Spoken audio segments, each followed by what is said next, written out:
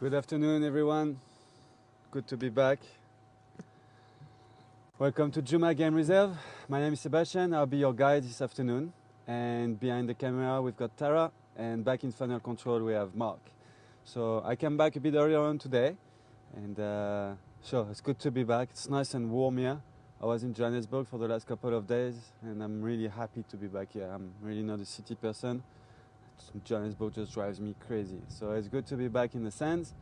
Nice weather. I've been talking with Mark and Tara. I've heard that I've been missing some awesome drives. You have. So, well, that's life.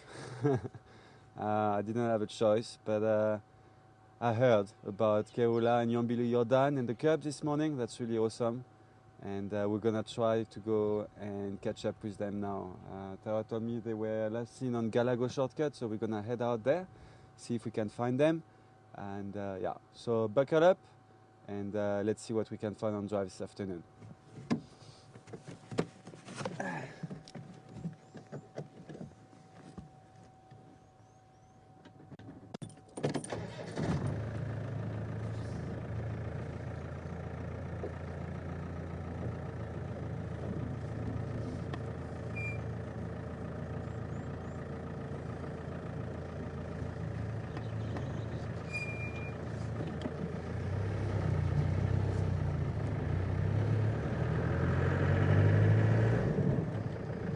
Oh, and I don't know if you saw, but I've got my lucky charm as well on the shirt. So let's see if it's going to work.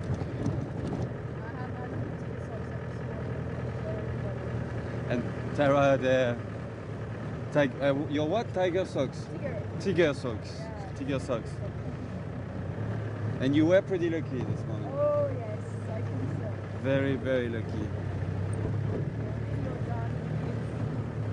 So it was daddy, mommy, and the kids. Yeah. That's awesome.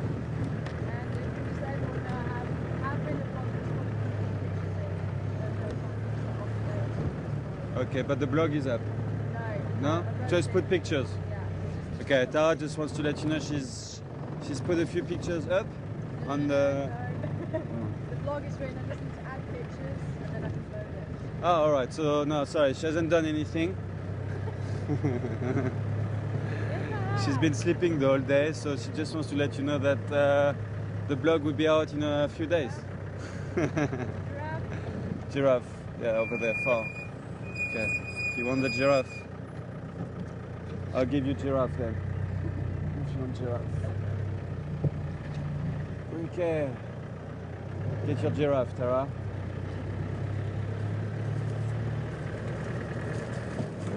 There. You want giraffe? I give you giraffe. This is exactly where we saw Yambili Jordan this morning. Is it around there? Yeah. Okay. Sitting just by that clump of grass there. Okay. So now, sorry guys, I was checking a bit earlier on. Tara said that she's written the blog, and she's just going through her pictures. She's got a few pictures ready, but not all of them. So as soon as she gets back to camp, she will add a few more pictures and load it up tonight. Are you gonna load it up tonight? Or tomorrow morning? I'm going to try either tonight or tomorrow morning. Yeah, either tonight or tomorrow morning. Can you have a nice view there? Not really, yeah? Not really. Let me reverse a bit. Yeah.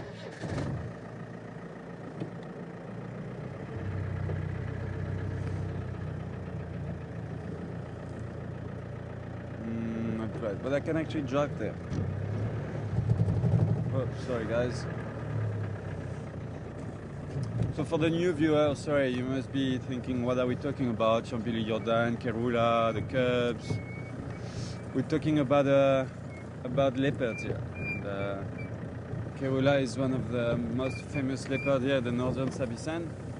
And she's got two cubs called Shivanzi, and she's got a little female and a little male. And the little male doesn't have a name yet, so Shivanzi for the little female and no name for the male. And the father of the cubs is a big male leopard called Yambili Jordan, and apparently they were all together this morning, like a big family, which is quite awesome. That's quite rare to see that. Hello, baby giraffe.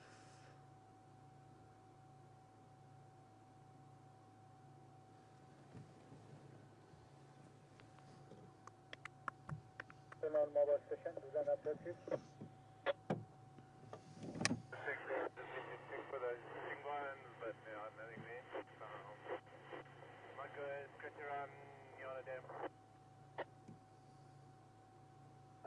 Cover the thank you for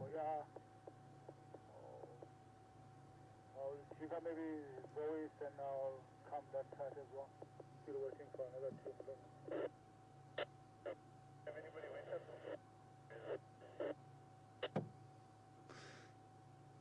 So come again, bro? It's quite strange to see a giraffe by itself. It's quite a young one. I'm sure there should be a few adults around as well. We can't see them now, but I'm sure there are a few adults a bit deeper in the bush. Yeah, we did this morning, but there were no cattle crossing to the north at it was that time. And yeah, I'm sure there might be somewhere at the dam there, so they might just come down to the market to check them.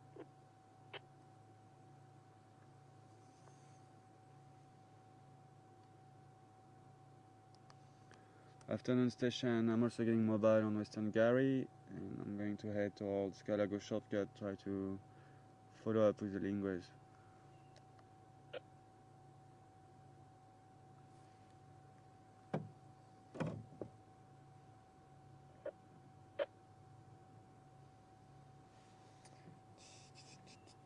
Okay. Alright, let's keep going on Galago shortcut, maybe see if we can spot a leopard.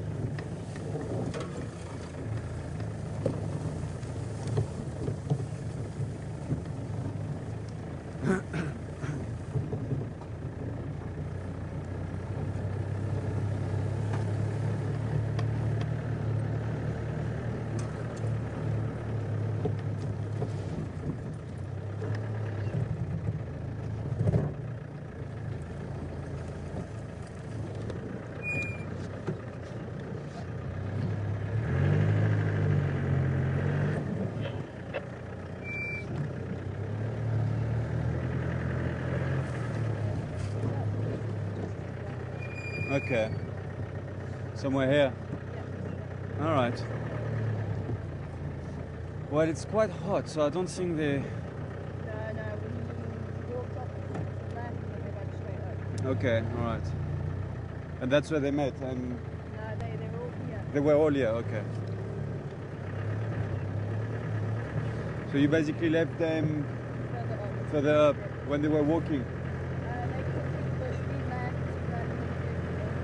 Okay. and then Graham lost them, and found them, and lost them, and found them again. Oh, okay.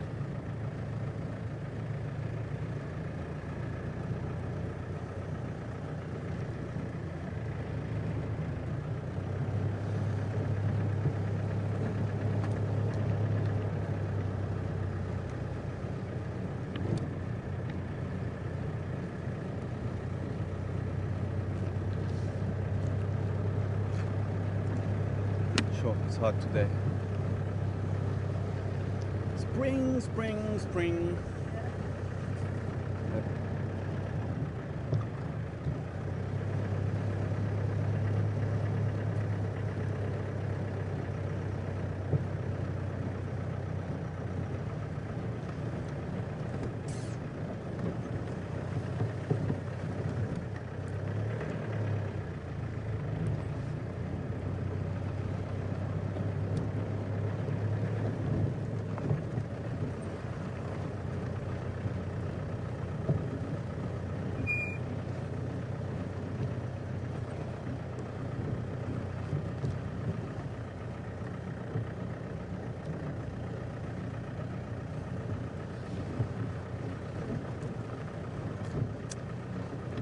Alright, Tata, we're gonna have to sing happy birthday. Oh, are we?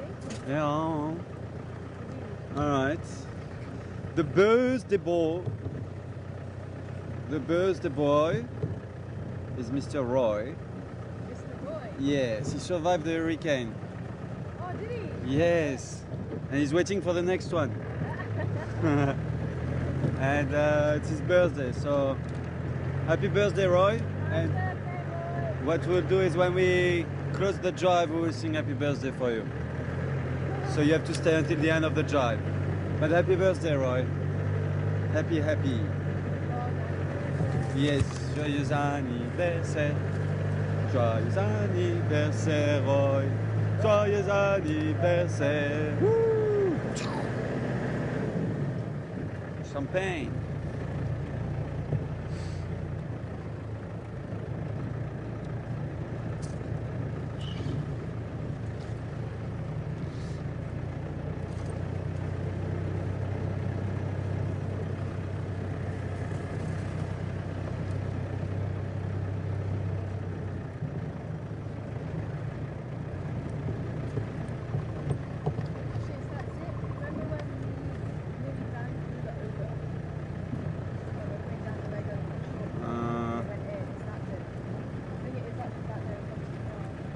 Okay.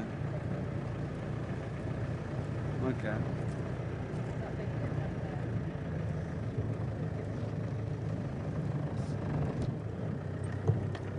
I remember when that happened.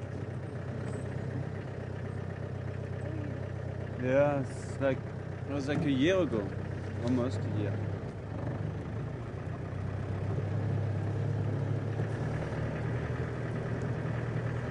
Yeah. What that did back there. So Sorry, I actually thought it was further up. okay. But then what we could maybe do is go on Perry Cut Line and go left, no? Back here. No, to check. Did they go in that direction? Okay, so you want to scratch around that dip? Yeah. No, I definitely want to scratch around. Okay. Alright, let's turn around. Okay. Alright, looks like we've passed actually the dip where Tara and Mark left them this morning. Tara and Becky. I'm just gonna turn around quickly and...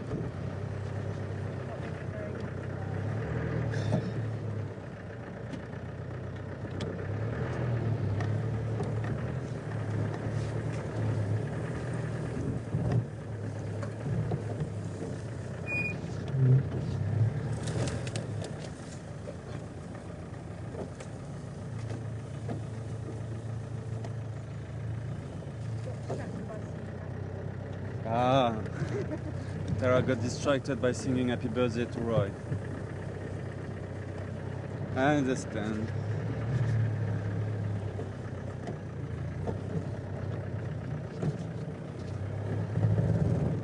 Sorry guys.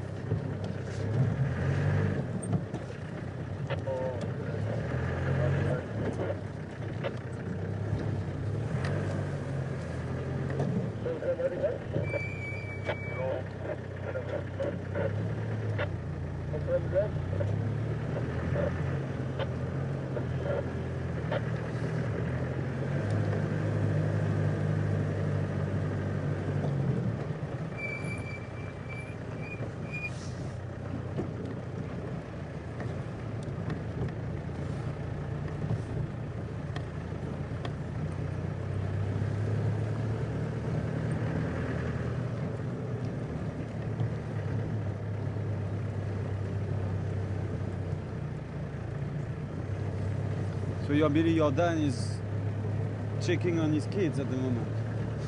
Because he was with Induna the other day and now he's with the Cubs.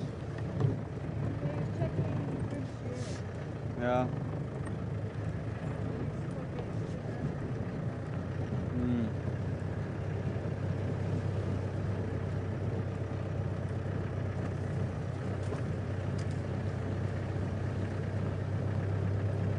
And the Matimbas, are they still around, or? We went up there this morning and there was nothing there. It just seemed So they finished that buffalo, huh? but somebody did. Okay. I think the hyenas might have done it. Okay. Apparently they moved up to the dam. Nyala Dam. Alright, we can't go there. Alright. Looks like the lions have moved to Nyala Dam, which unfortunately is a property we can't drive in. We don't have signal there. I'm sure they'll come back.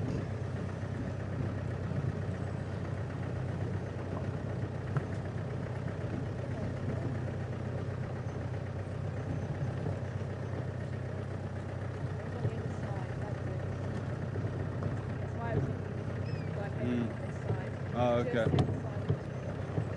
Okay.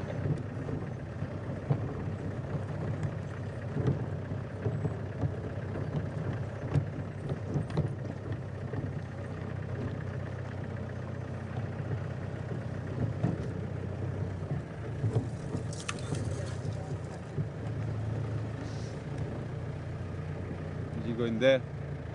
No. Maybe up there. Oh, okay. Oh, I see.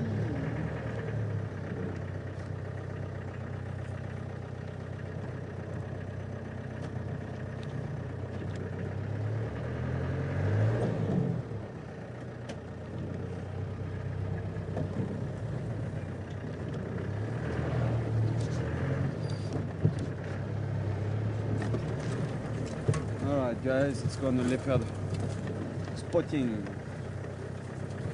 Let's try and spot a leopard.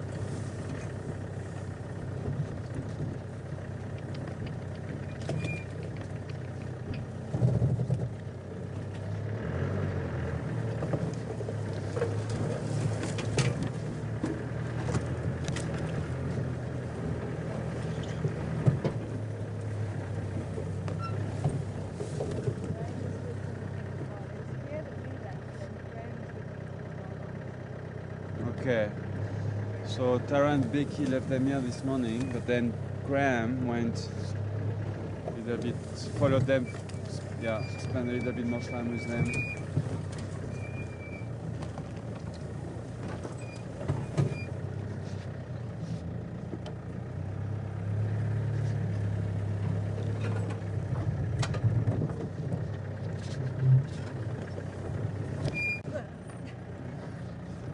What's there?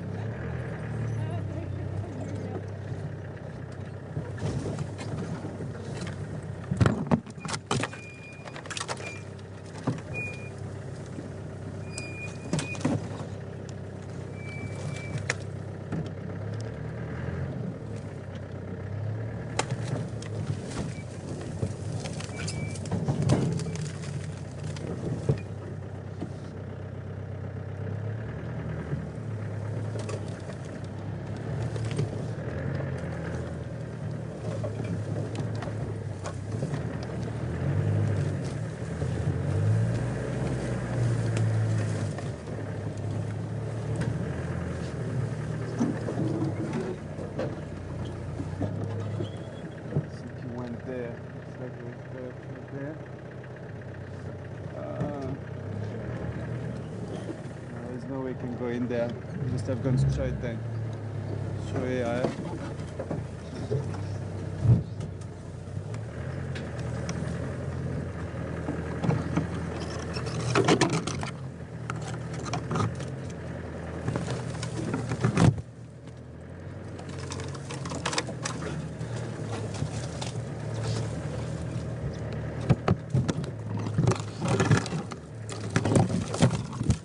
Ow. Why are you hurting me? Actually.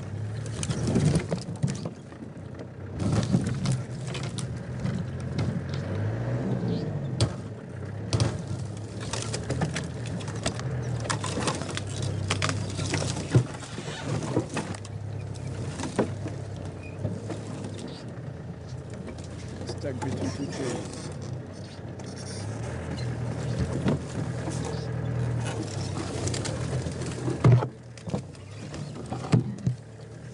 Still there, Tara? Sorry? Are you still here? Yeah. They haven't got rid of me yet. All right. So hopefully somewhere around here. The thing is, Graham tried to follow them, but he kept on losing them and then finding them again a bit later and then losing them. So I'm not too sure if I'd say that was the last place that I visited. is it.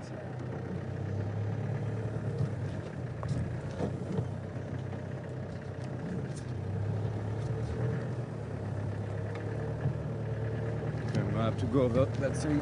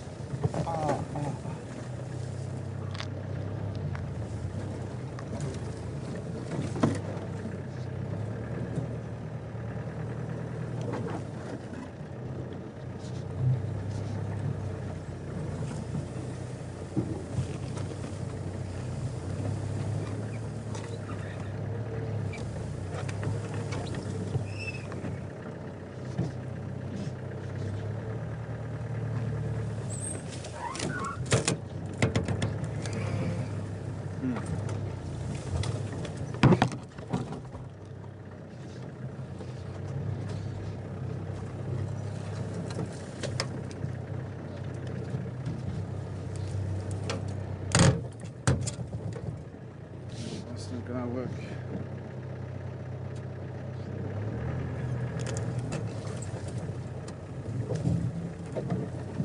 I don't know where it went from here.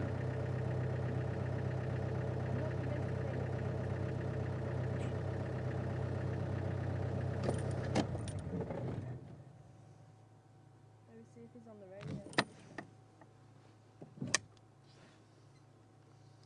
Graham, come in.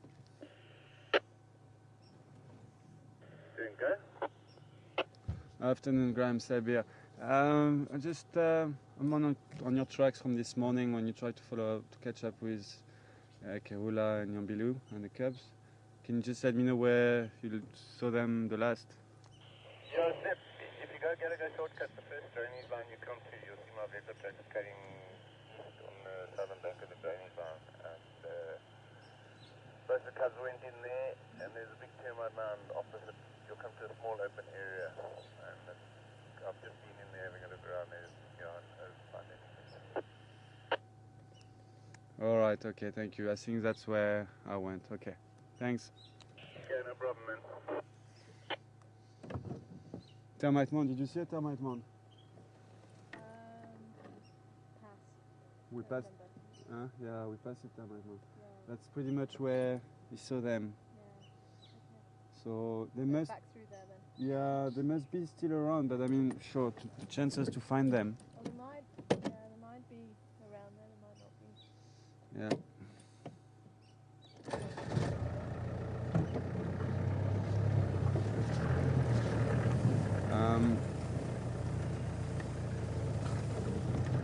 I don't think we're gonna spend too much time here.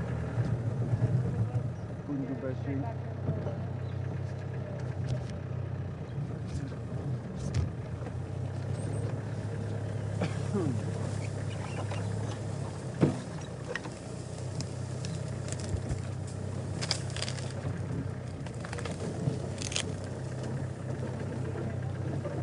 Yeah, I'm going back. We came from here, huh? Keep going back.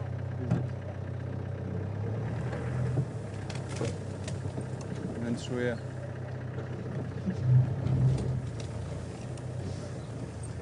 Yeah, we're not gonna do too much Pundu bashing this afternoon because I don't really know where they are and the chances to find them. Chances to find them are very slim. I'm not even sure they're still around, so it's worth coming and checking.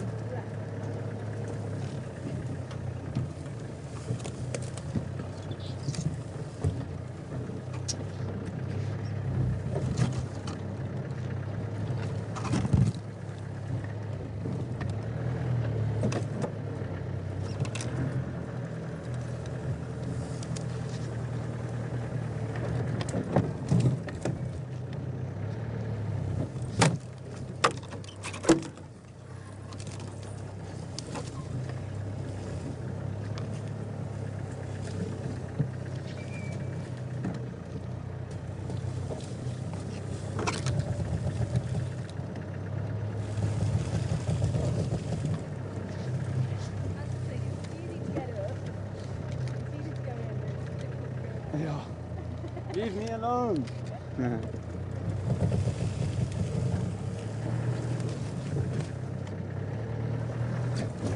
Yeah. Get on the other side. It's quite thick bush here.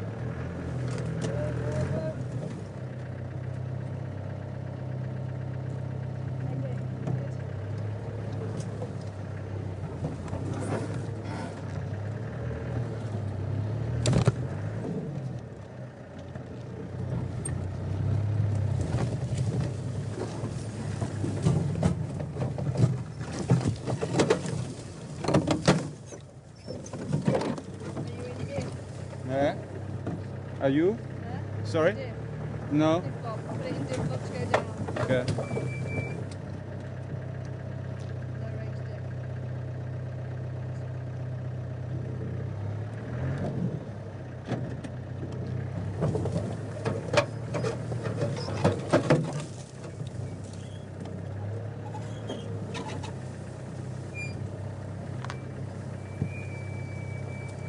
You've got a very narrow ditch down there if you know about it. This one? Yeah. Yeah. We made it earlier on. Yeah. Just make sure you don't have both. That's it.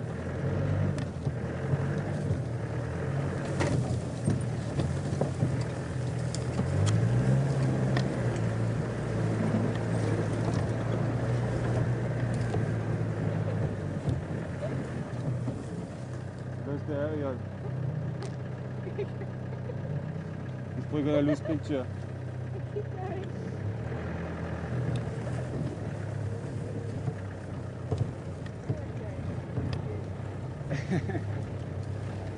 You almost fall off, huh?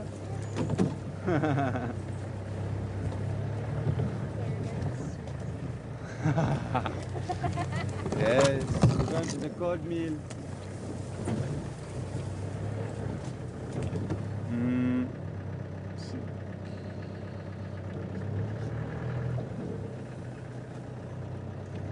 Not the best of areas.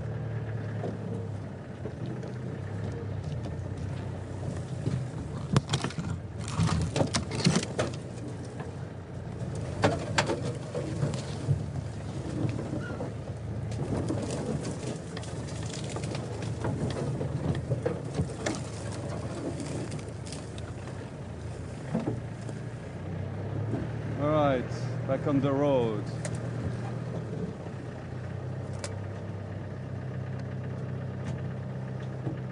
Okay, all good? All right. Well, it was worse. Come and check if we could find them. It's just a bit thick in there and very difficult. Would be very lucky to find them.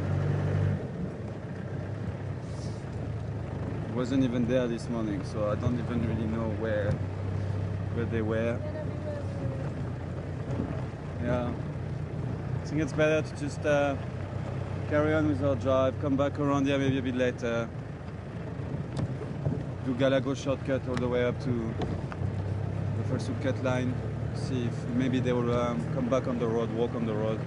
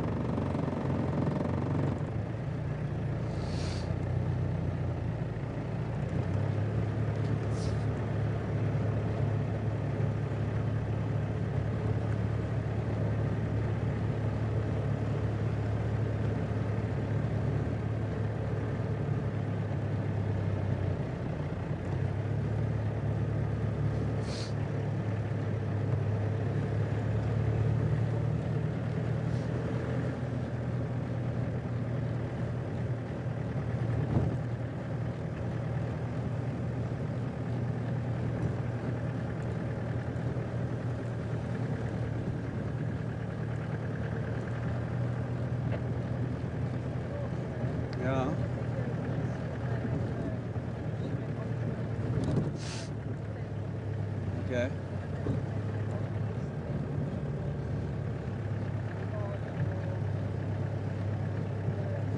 Yeah, but that's what I had in mind actually. I want to go to Gory Dam and then take the Bungu Road. Because that's what Graham was saying on the radio, that they were going east.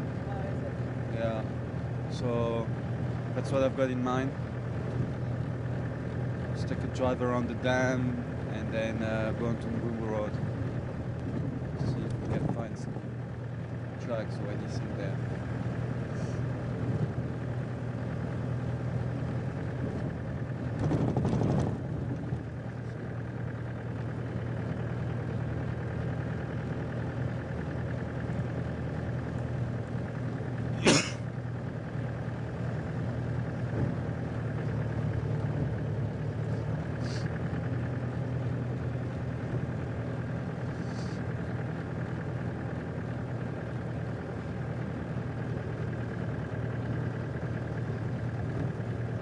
Hi Linda, welcome on board.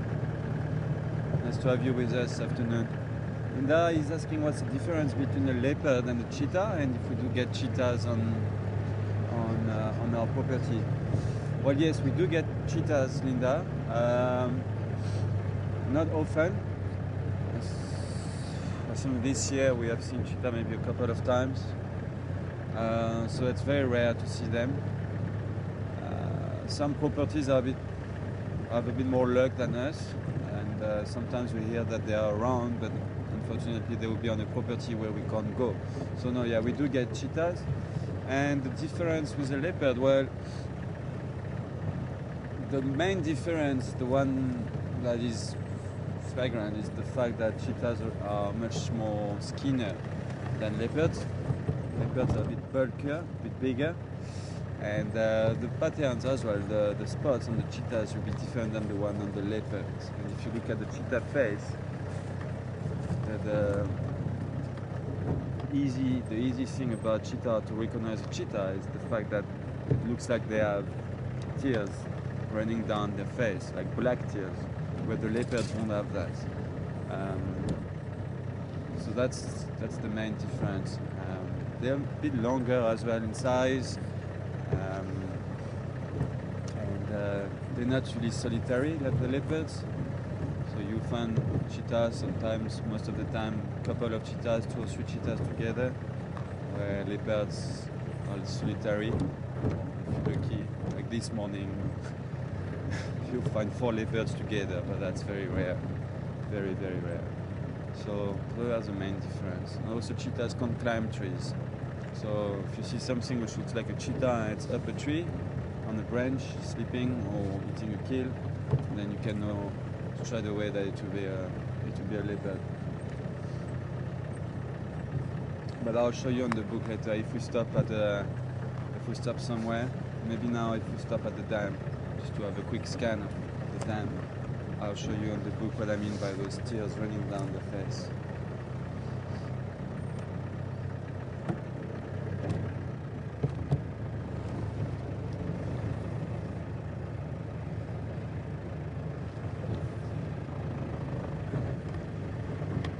So where was that from?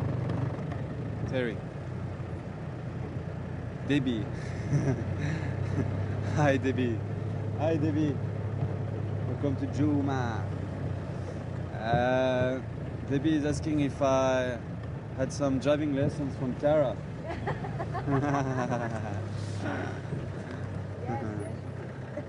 Well, I think I can say yes. Sitting at the back of kinda behind the camera for a year and did quite a lot of drives with Tara, you actually get into getting the same driving skills. No, she hasn't really given me any lessons. Just go out there and try my best. But if she's got some advice, she will give me some advice where to go. No.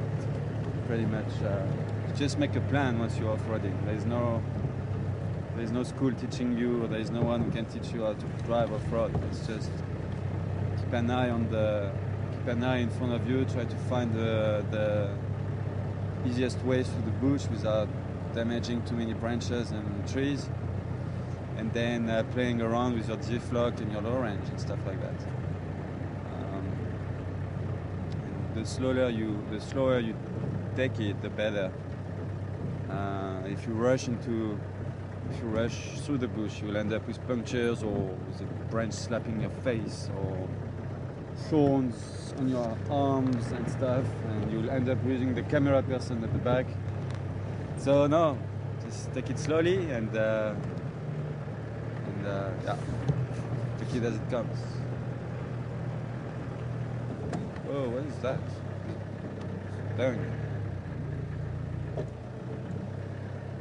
Ah no, it's just the bags from. Okay.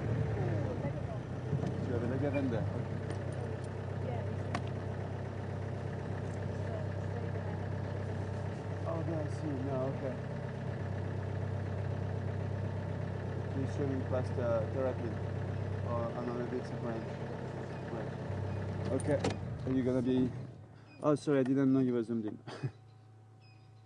Awesome. A water monitor. Oh, les gaven.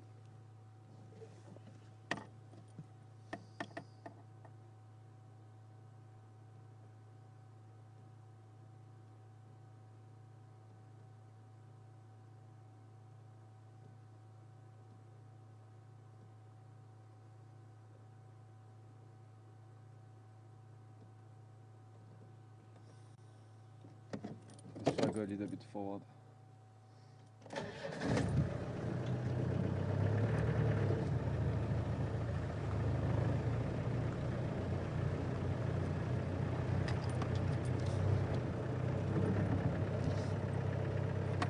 Get it from there.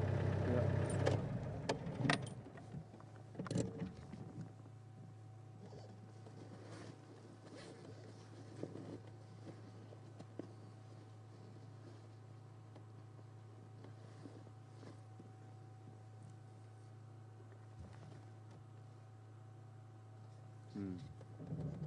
To those branches there. A little bit too close to the vehicle. Yeah.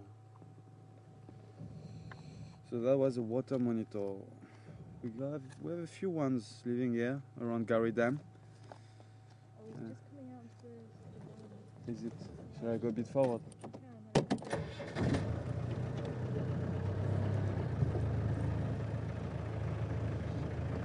Let me stop because I can't see from here.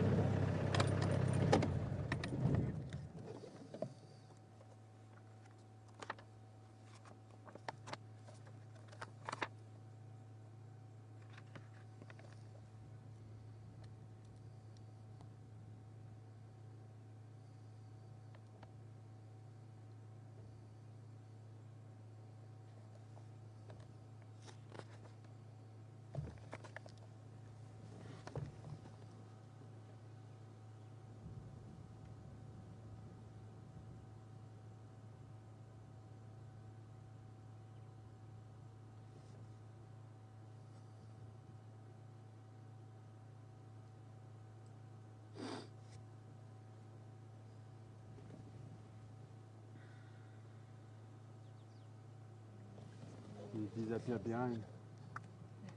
Eh? It's just a bit too close again. Maybe. No. Let's see if I go a little bit forward again.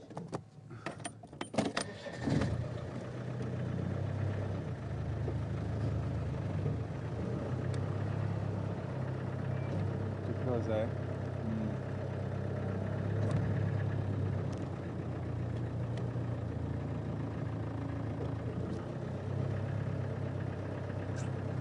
Okay. Well, we can have a look at the hippo sleeping over there. So that's Gary Dam, which is the dam just nearby our camp and in front of the lodge, which you can see actually on the other side of the dam over there. This is Jumavuyatela Lodge, and the property where we drive, where we do all our game drives, is Jumavuyatela property. And that's why we call it Juma Game Reserve. A few hippos in that dam, and I don't know where the other ones are. They might be in the water. Got one sleeping on the bank.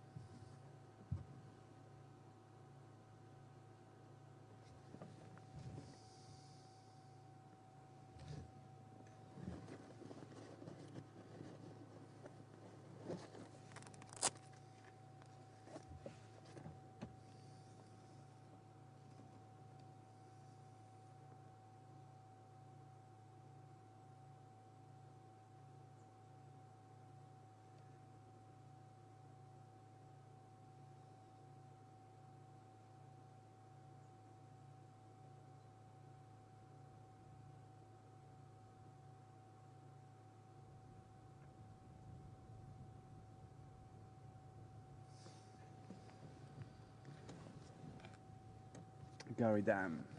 All right, and yeah, if you can swing the camera here, Tara, please. Unless were you going to zoom in on something? I just wanted to show Linda, who was asking about the leopards and cheetahs, the difference. Hi, Linda again. So yeah, as promised, I wanted to show you. So at the bottom here, let me put it here maybe. At the bottom here, you've got the cheetah, and at the top here, you've got a leopard. So you see what I meant by the general appearance of the animal. You can see the leopard is a little bit bigger, bulkier than the cheetahs, with a bit longer, got a longer body and a bit thinner. Spots are a little bit different as well, but yeah, the main thing that I was telling you about, those tears going down the face of the cheetah here, and you don't get them with the leopard. So if you see those black marks running down from the eye, the mouth, then it's definitely a cheetah.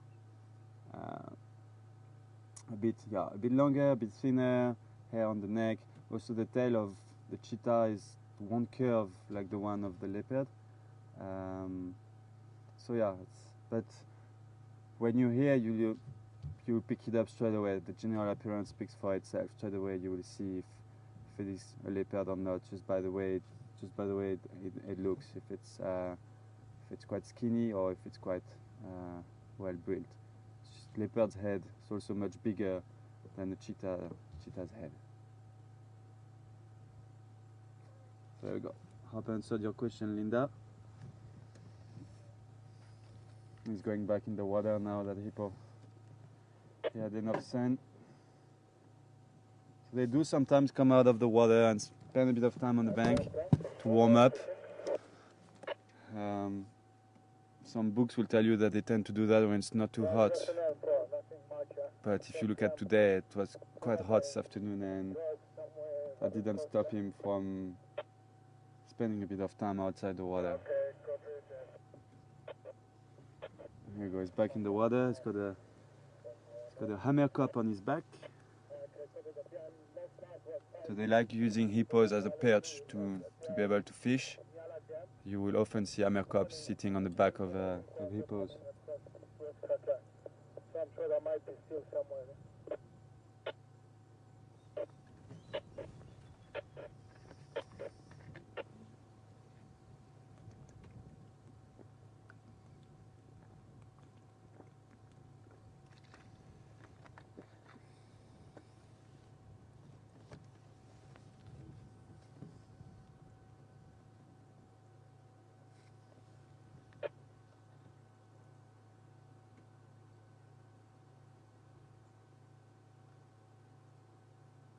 Looks like the hammer cup can stand on water.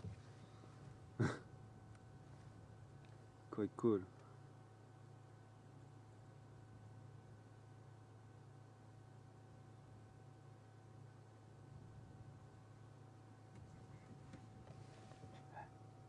Oh, so you talk to me.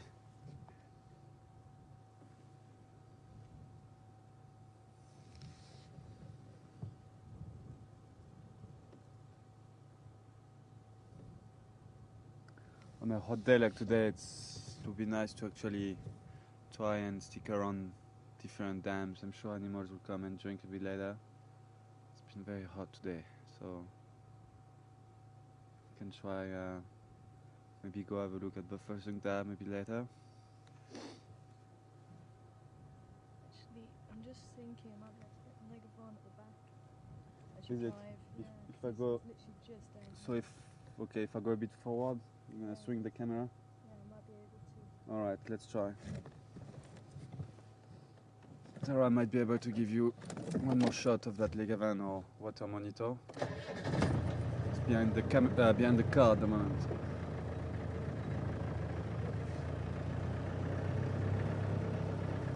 You tell me, Tara.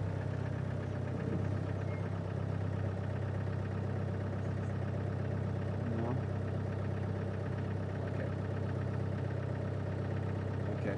Alright, doesn't matter. No, it won't work, guys, sorry. It's just the wrong angle for the camera. Won't be able to swing the camera enough to show it to you.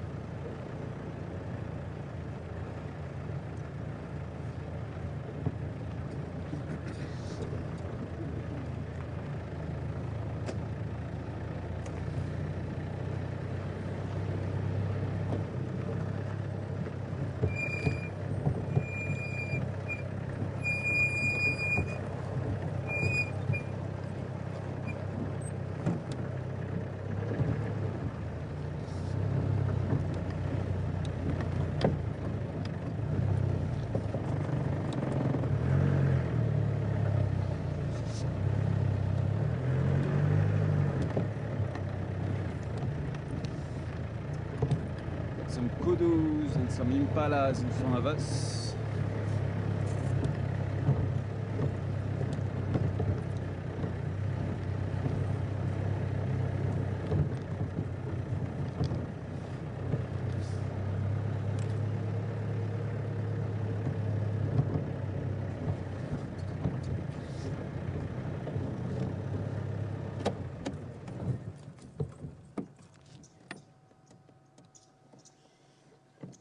So impala, we got a few impalas in the foreground and two male kudus in the background. They got quite beautiful horns already. Oxpeckers on their back.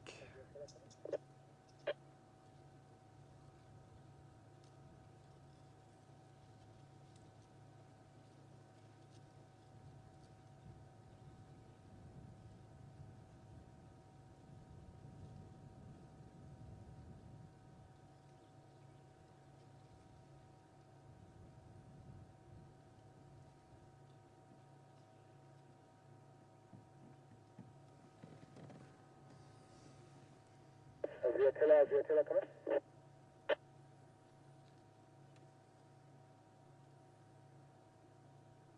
Open there.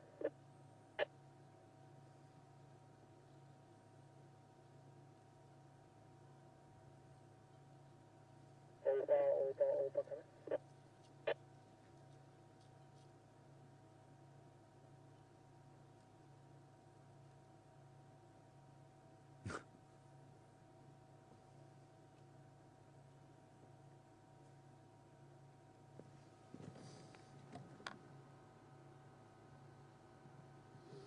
So those birds you see on their back are called the red-billed oxpeckers. You get two species of oxpeckers, red-billed and yellow-billed. These ones are the red-billed oxpeckers. And they are after ticks. They are basically cleaning the impalas of the parasites, especially ticks. And they get into funny places like this one. I think if you go up, if you go up, yeah, this one's got, yeah, I had an oxpecker right inside his, yeah. Oh, I think I was watching a different one. Okay.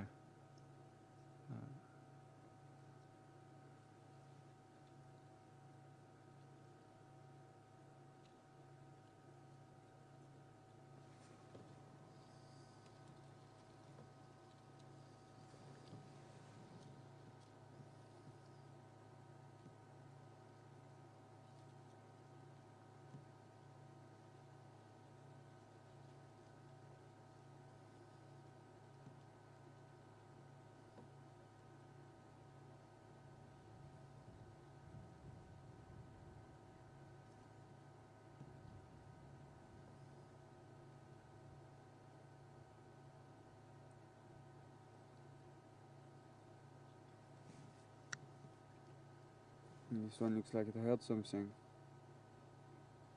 Looked a bit worried.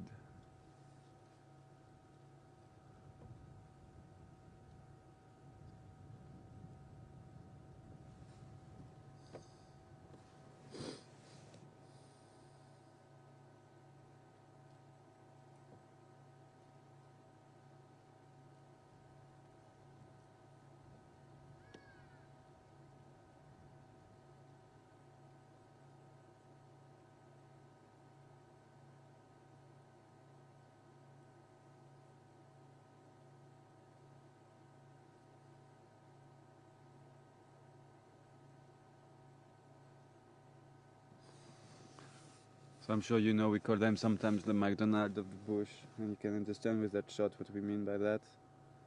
They've got a nice M drawn at the back of their bum, or rump, and looks like the M of McDonald.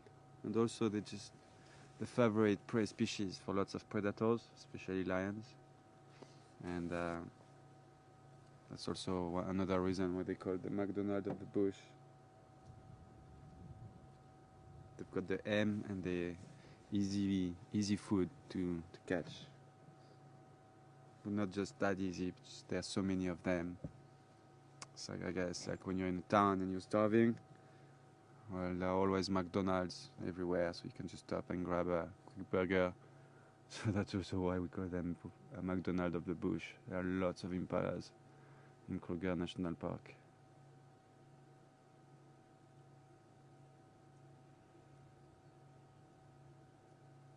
And then, well, unfortunately, we can't see really the kudus at the back. Unless if I reverse a bit, maybe I will be able to give you a shot.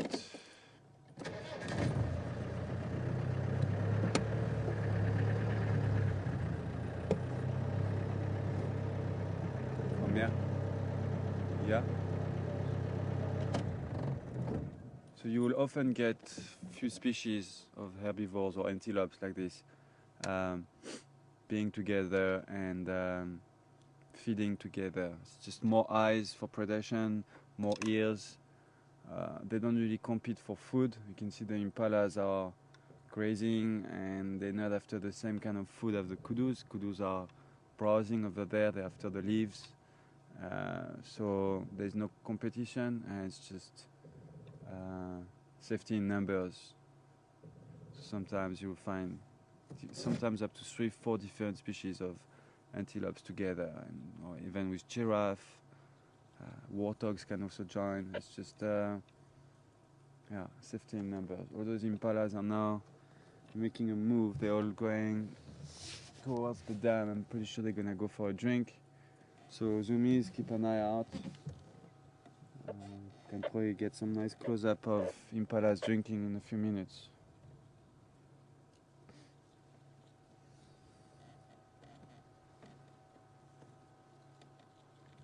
Cool. All right, let's keep going.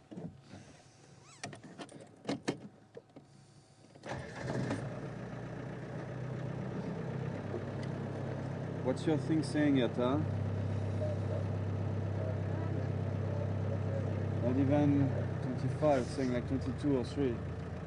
Yeah, it's in the shade though. Yeah, it is in the shed. But that's. Probably is like the shade. Yeah.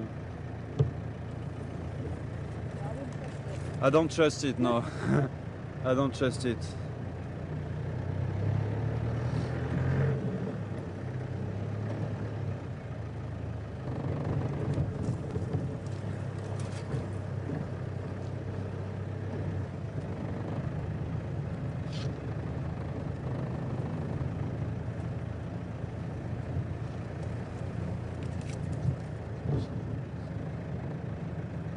No, it's not. Just look now. No, it's not standing up, Mark.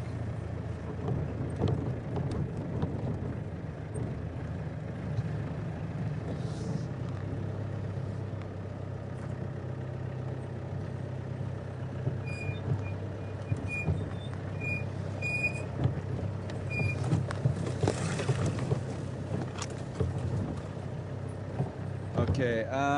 Well, all right. I'm quite scared of that deep. We might lose you, so I'm gonna talk on the other side.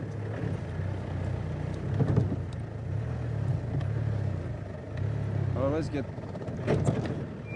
stuck here. I always think it's gonna make it, and it doesn't.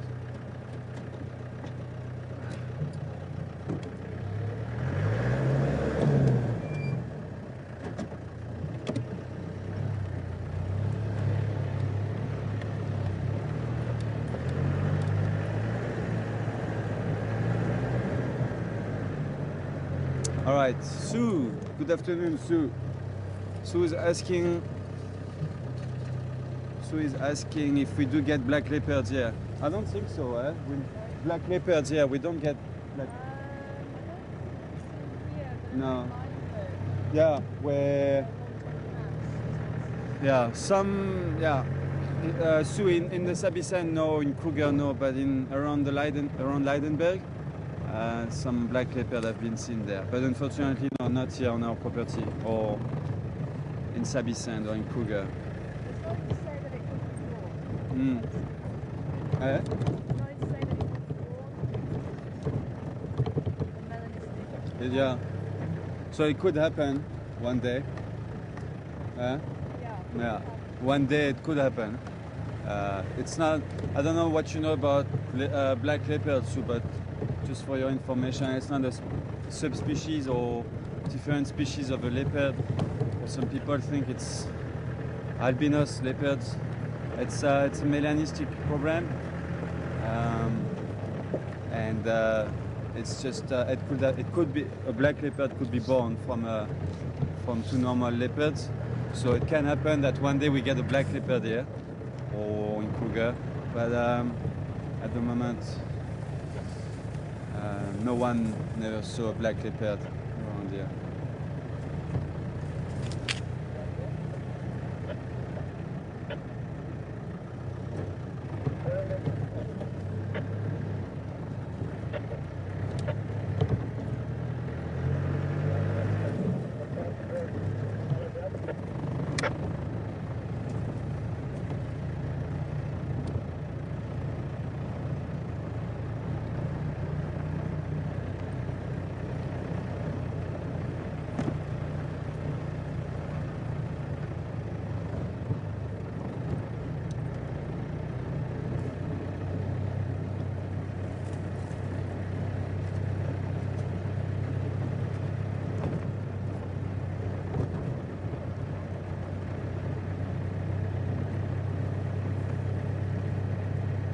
In Gabon, where I come from, so you can see some black leopards.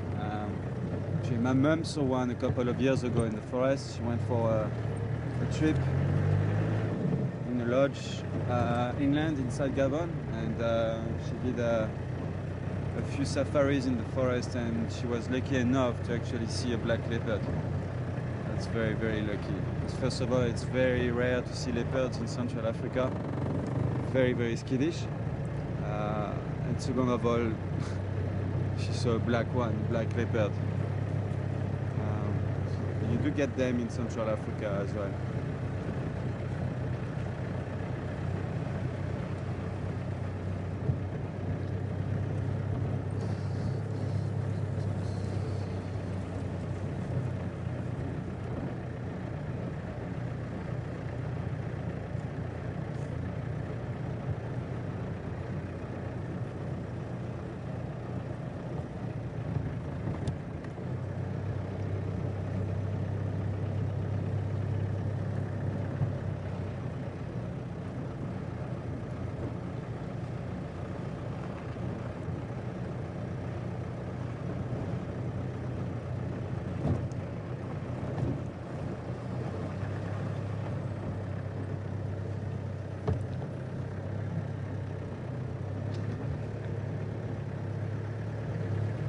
Hi Terry, welcome on board Terry. Terry wants to know when we drive off-road if we're not scared of driving over ground birds or turtles or insects and snakes and things like that. Well, definitely not ground birds, Terry, like they usually just run away, fly away when they hear the car. We also drive very slowly when we go off-road.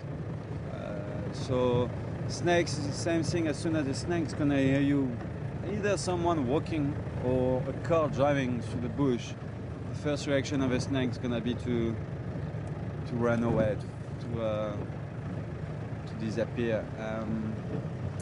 Then insects, obviously that can happen. We might drive over a few insects, unfortunately. Turtles, usually we hope we don't, but it's the same thing. We like when we go off-road like that, like I was saying earlier on, we take it easy, we drive slowly, we look very carefully where we drive, where we put the wheels.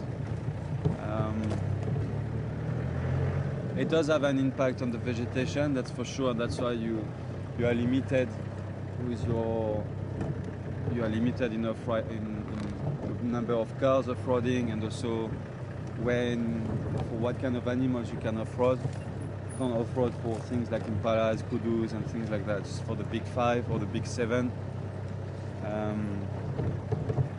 And some reserve actually don't even let you off-road at all. In the Sabicen we can off-road. Yeah, there are some rules that we have to respect, and we do respect them. Some water buck over there. Unfortunately, they're on the other side of our property. We can't drive there. There is a little dam over there. And looks like they're going to have a drink there now. And Terry wanted to know also if we see honey badgers. I haven't seen honey badgers here. I think Tara has. You've been lucky, eh? Mm-hmm. Yeah, Tara was lucky once to see honey badger. I did see 2 honey badgers when I was driving on another property for another lodge a few weeks ago. Just like helping out a lodge, and I was very lucky on one of the drive to see 2 honey badgers. So we do get them, Terry. You need to be very lucky to bump into a honey badger. Very, very rare. Some people spend a lifetime in the bush and they only see like a couple of honey badgers in 30 years or 40 years of living in the bush. It's yeah, very rare animal.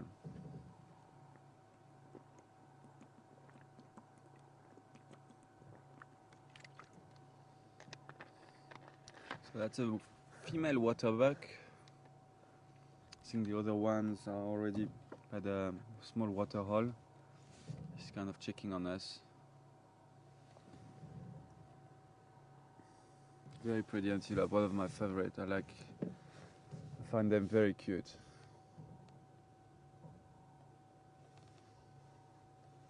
And they're very dependent on water, like the name speaks for itself. Waterbuck, buck meaning antelope, water, antelope of the water. And they always need to be near water and have access to water once or twice every day.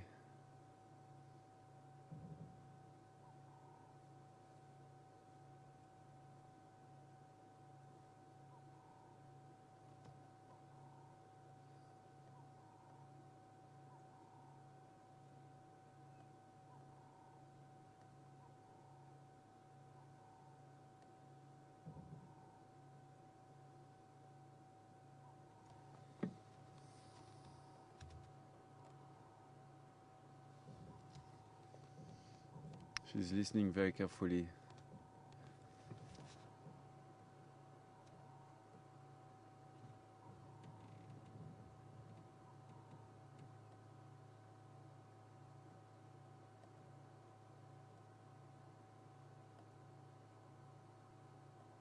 See how she can swing her ears to the back, the side, to the front. Big ears, and they're able to kind of rotate them. Like rhinos as well can. And that helps them to pick up noises from different directions. So she can be facing towards here, but she can also listen to what's behind her. That's pretty cool.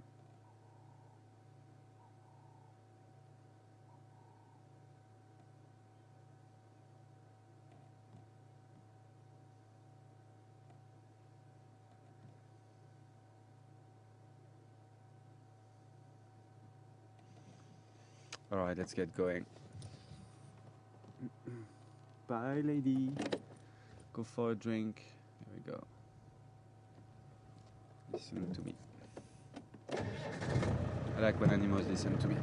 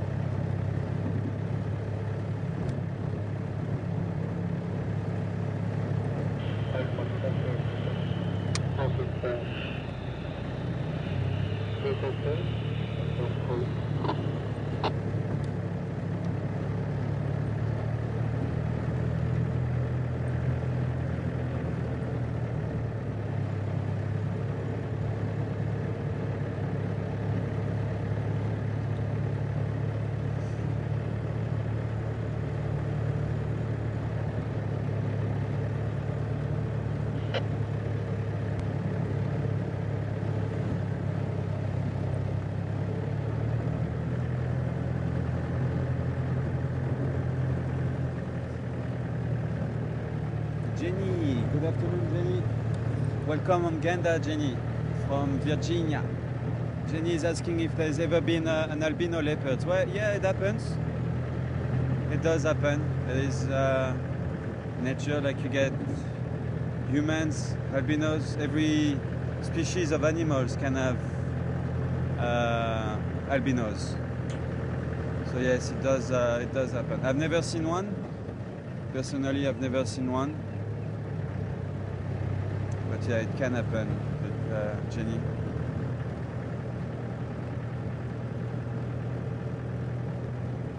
Oh, Cathy as well. Cathy was also asking the same question. So yeah, Jenny, Cathy, to answer you, yes, it is possible. It may happen.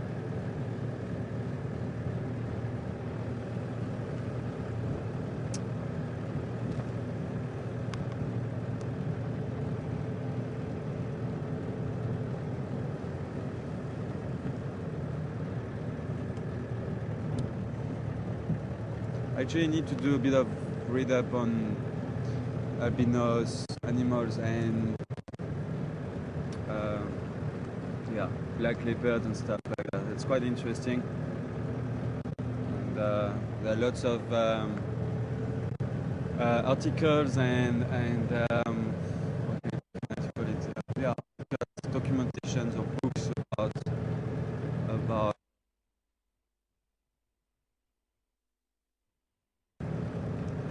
black screen.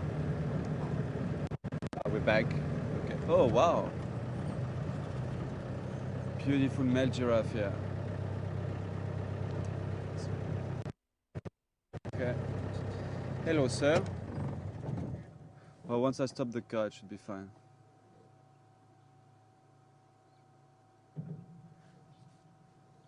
Hello, Mr. G. Mr. Giraffe. That's quite a big male. It's quite big. Very dark as well.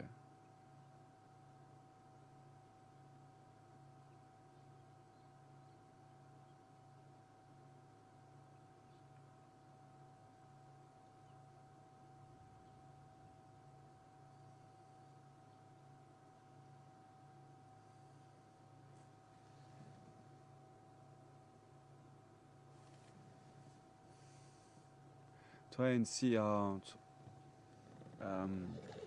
they use their tongue to pick up leaves in those acacia trees. It's quite interesting.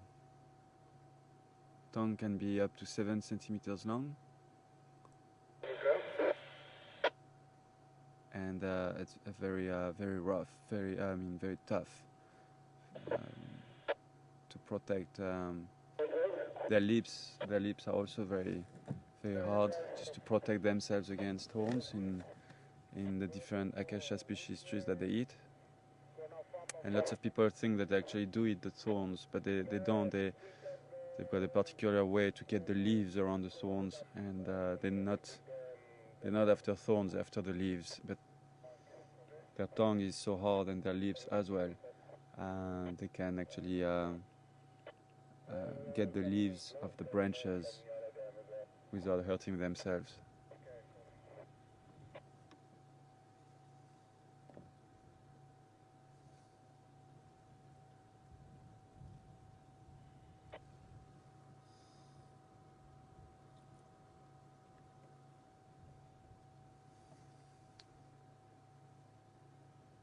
So they have 7 vertebrae, like the humans in their neck.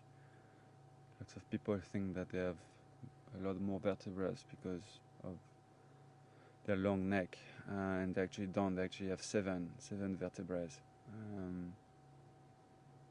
Wow, he's big.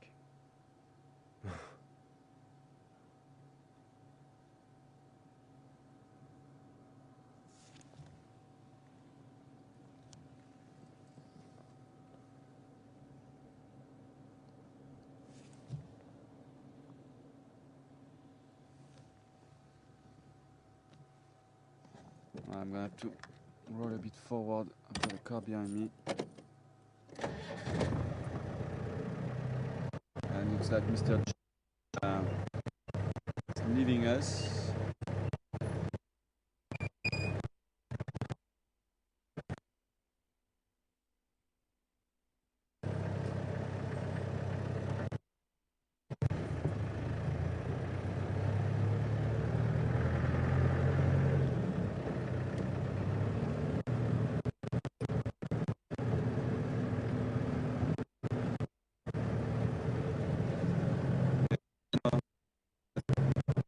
always like that. When we were going to see the lion, I remember we were always waking up.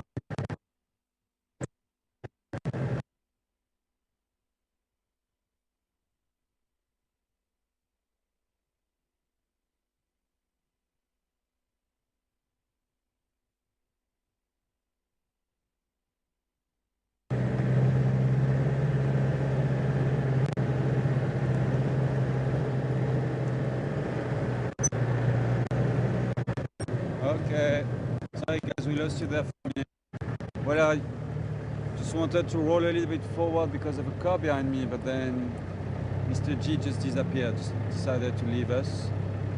And then lots of broke up, so I just cruised through the deep to go on the other side to get you back, and I'm glad you're back.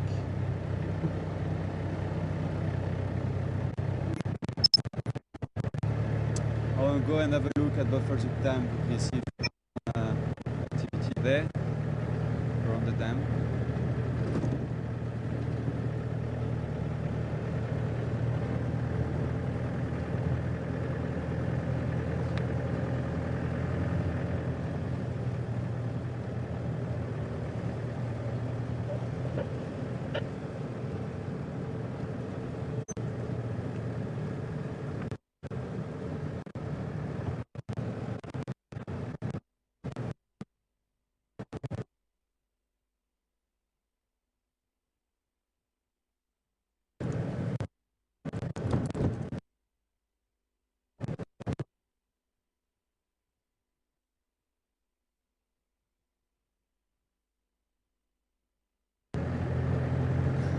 So some very tiny elephant tracks, that big. So guys, I was saying to Tara, just some very tiny elephant tracks, like that big, baby elephants.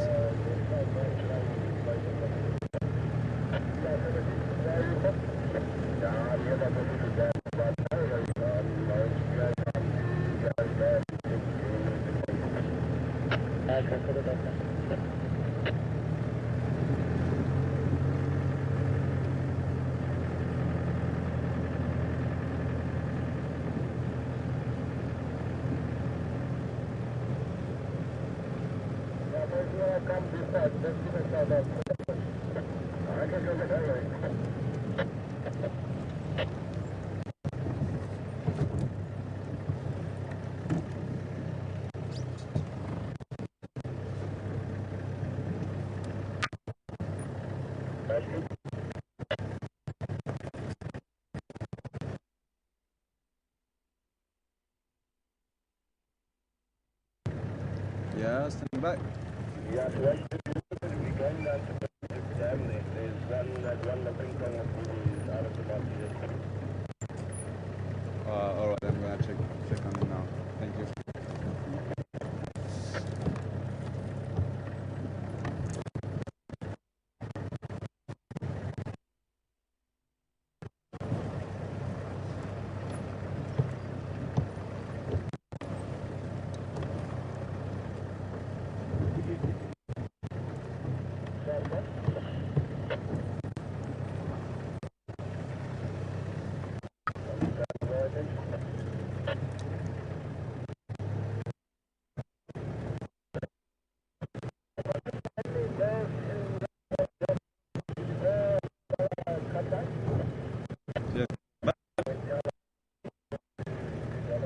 Okay, try to unplug that cable. Tara.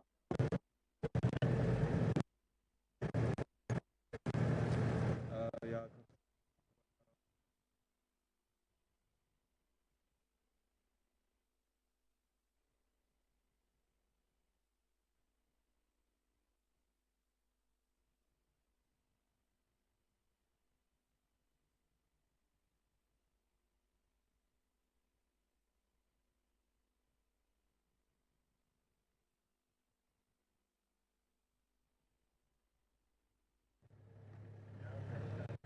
Okay, we're back.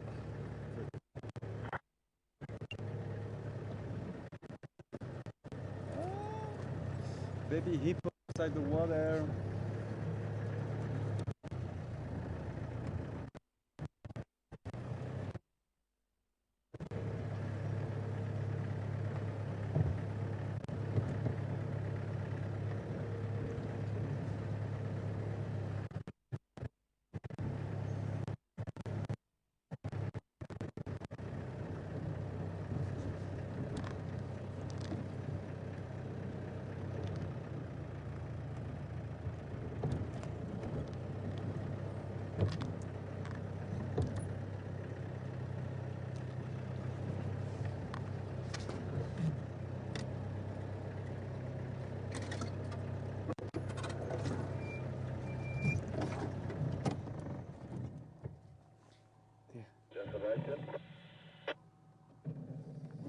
Yeah, standing by. Sebastian, which route did you take up to get to Buffalo to Catlock? Galago shortcut. Okay, copy.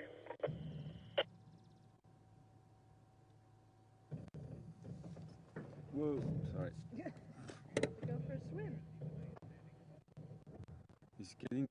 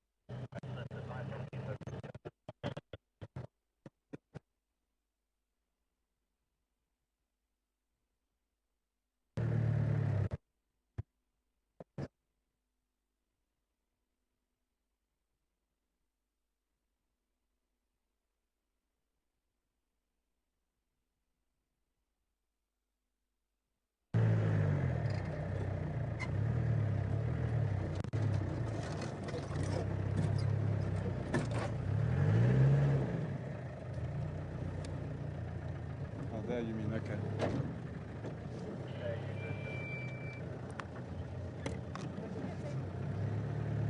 Yeah, okay. So let's try from here then. So I guys trying to find the best spot for signal. Looks like we're losing signal different places around the dam. So if we stable here, we're gonna show you the baby hippo from here, sleeping on the other side of the dam. Very cute. I'm not too sure who's that, if it's bubble or storm. Difficult to know. Difficult to identify them, as every time we see them, they're in the water. It's just here's a nose sticking out.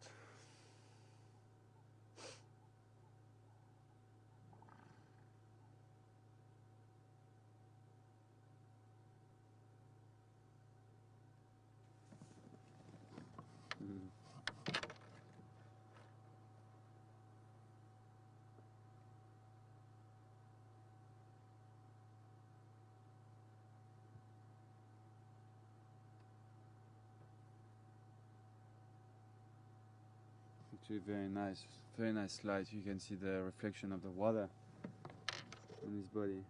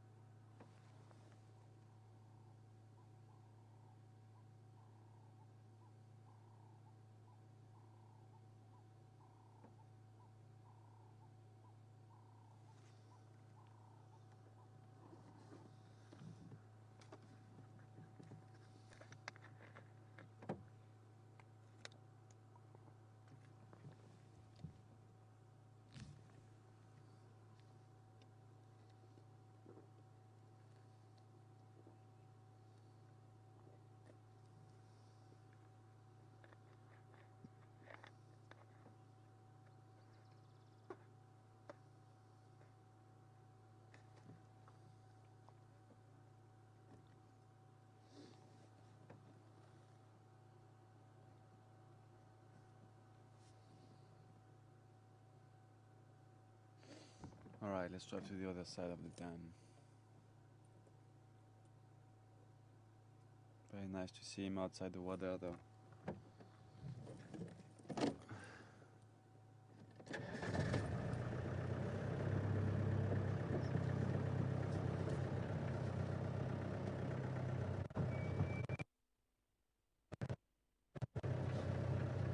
I might lose you.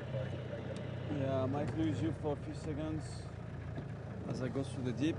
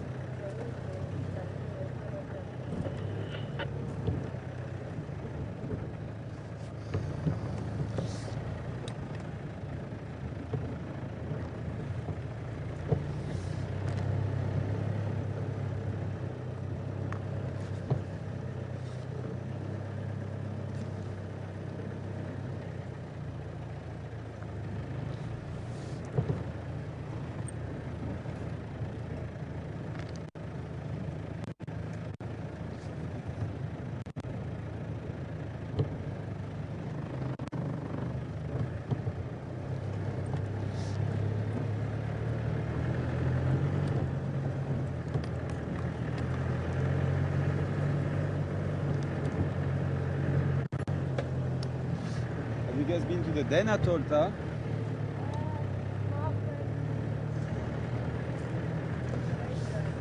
Okay. Did you, yeah. So you've seen Teddy recently? I see Yes, yeah. And Mark, when you went there? Mark saw him, huh?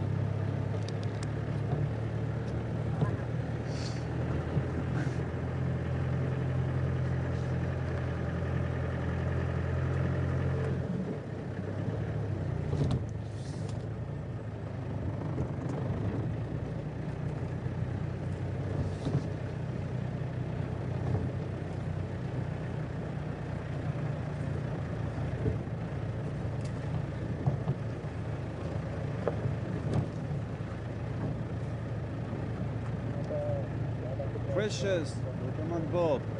Nice to have you with us this afternoon, Precious. Or I don't know if your name is Precious, but there was no name. Just the email name is Precious. But I'm sure you'll recognize yourself out there.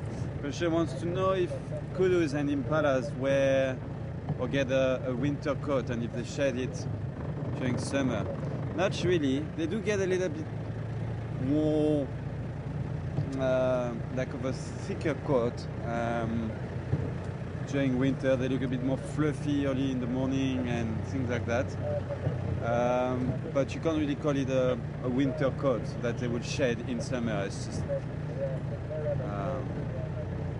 they just have a bit of a thicker coat during winter. That's all, but it's not really. Oops. That branch, I must remember that branch. It's the second time it got me, I think, for the aerial at the back. There are a few branches on the roads that we must be careful. So, yeah, Precious, it's not really like a coat that they will shed. It's just a bit more hair during winter. Ah, we have something. Okay. Is it on your side? You getting it? Thanks, Tom. See, we've got a branch stuck under the car. Keep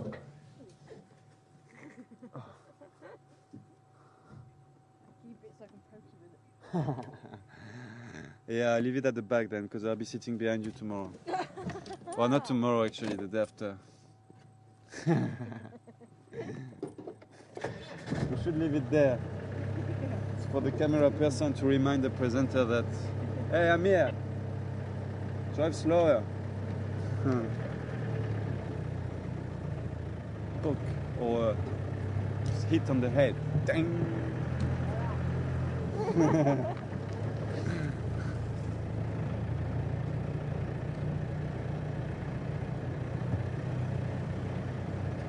I am now.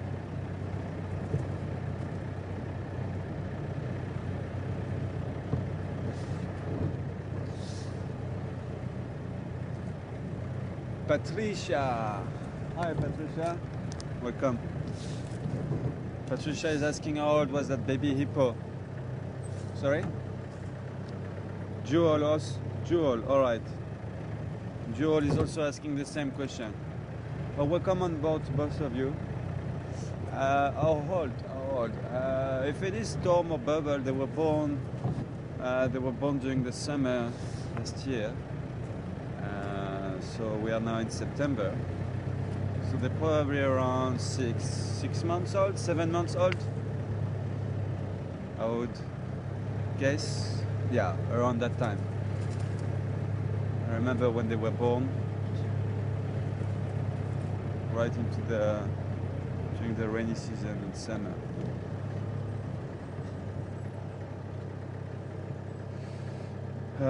Just trying to follow a feeling here. Let's try this one. This is Gary Panrod. No. Ah.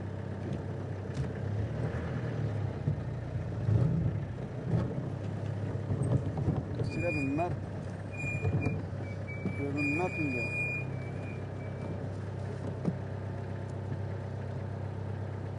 Left, yeah. Thanks, Mark. I don't know if we still have maps in there. I'll look for it later. So that's Goraipan, yeah, in Drakensberg. Okay. Sure. Very nice tracks here. Rhino tracks. Then park. Park. We're actually there. Oh, sorry.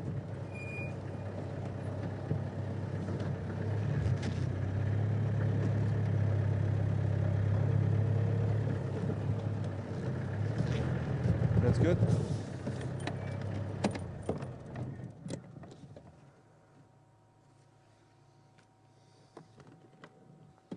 So that's made by rhinos.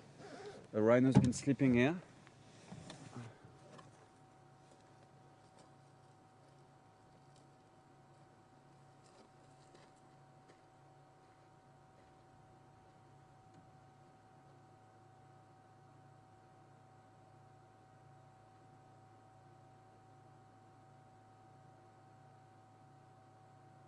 There's a hyena track, I think, on top of it.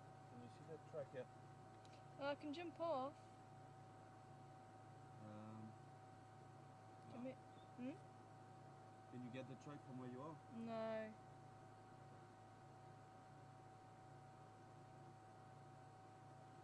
Do you want me to jump off? Okay, yeah, you can. Yeah.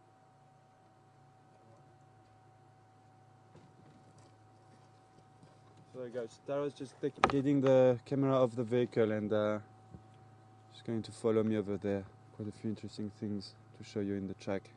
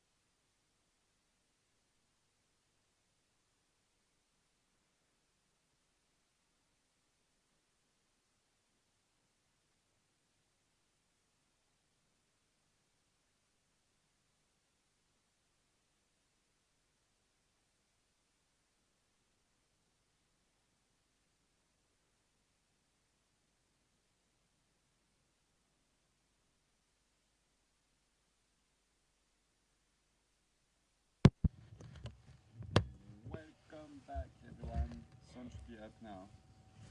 Hopefully you can, I think if you point the mic towards... That would help. I'm so used to putting it in there. Back of the car, Yeah. Alright, so hopefully we have picture and sound. Do you have things moving on the screen? Is the sound bar moving? I do. Okay, so then they can hear me. Alright, it's quite interesting here, guys. We've got basically a rhino has been lying down here, and you can see on the track that where he's basically put his body on the ground, and there are a few rhino tracks that we can also show you. So yeah, that's where his body was lying down. He's been sleeping here.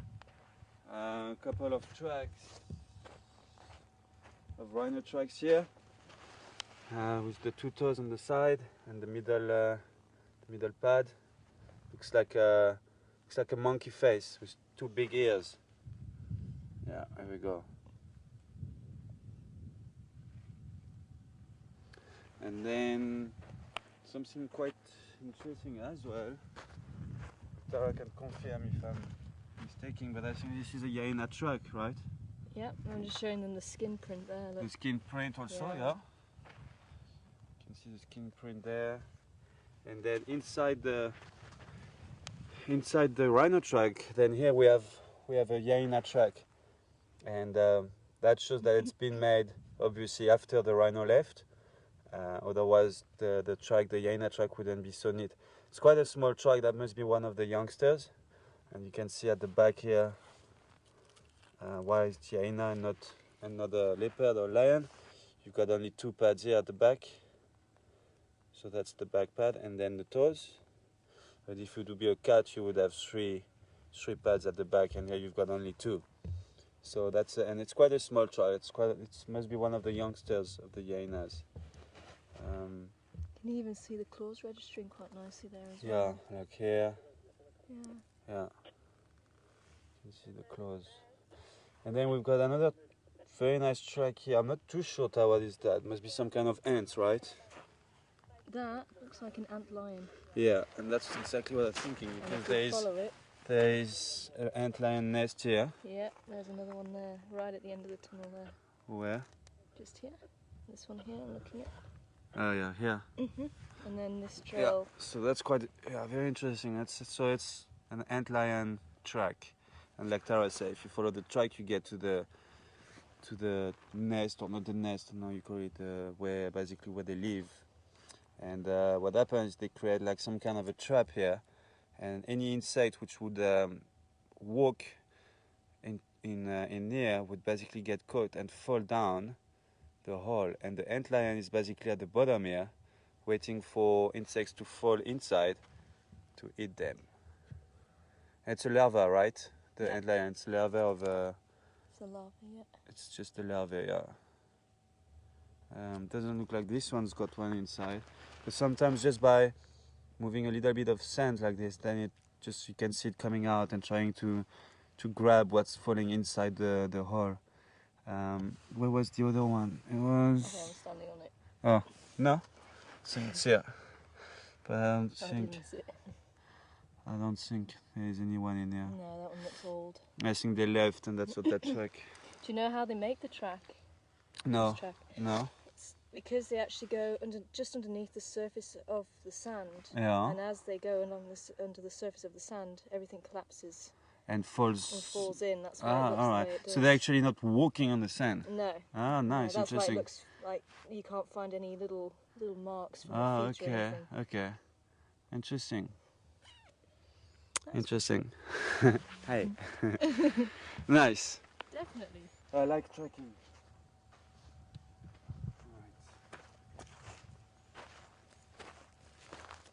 If you can show them that dam there, I mean that water hole, you can really call it a dam, but that small water hole, which is Quarry Pan, right? Yeah. So it's quite. I just realized I just had a flashback a few months ago. Well, 6 or 8 months ago, during the rainy season, during summer, that pan was filled up with water, and I had a very nice sighting here one afternoon. I think I was with Patrick, where we had like 4 or 5 rhinos sleeping inside the pan. Oh really? Yeah, with like water all the way, like sleeping with water all the way to their up to their flanks, and we just parked. We were parked somewhere here. That's when we were still filming in 3D, and we spent quite some time with them. They were very relaxed. It's just funny because it's you know when you have flashbacks, and just all green. The pen was like full of water. We had like life everywhere around. 5 rhinos inside the pen. And now you look at it, it's just like completely dry. There is nothing living there. There is no water. Well, there was still a rhino sleeping here earlier on today, but that pan is quite dry. It's time for rain to come back. Eh? Definitely. Yeah. All right, let's jump back on board and carry on.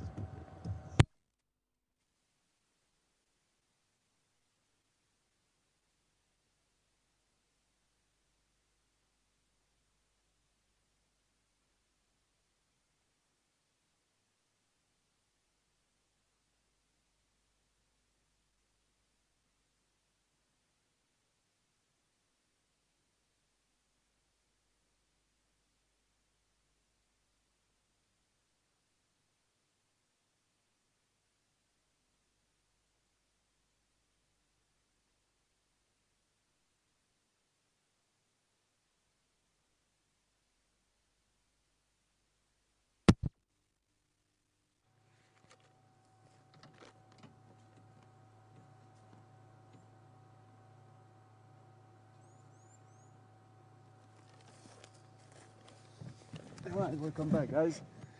To go sound down, for when we put the camera back on the tripod we usually cut the sound because otherwise it's quite a very unpleasant sound when we put the camera back on the tripod. Alright, groovy pen. It's big.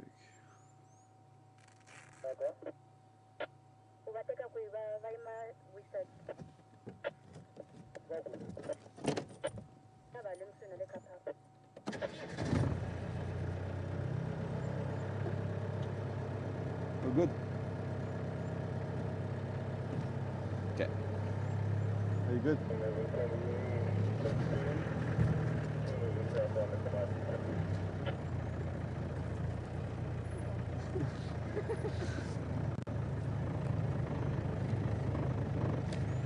Yeah, the tiny ones, but they still sore. Tara's got some thorns at the back of her, on her seat over there, at the back of Ganda. I was saying they're very small, they're tiny. You would think that they wouldn't hurt, but they actually hurt when you sit on them, believe me.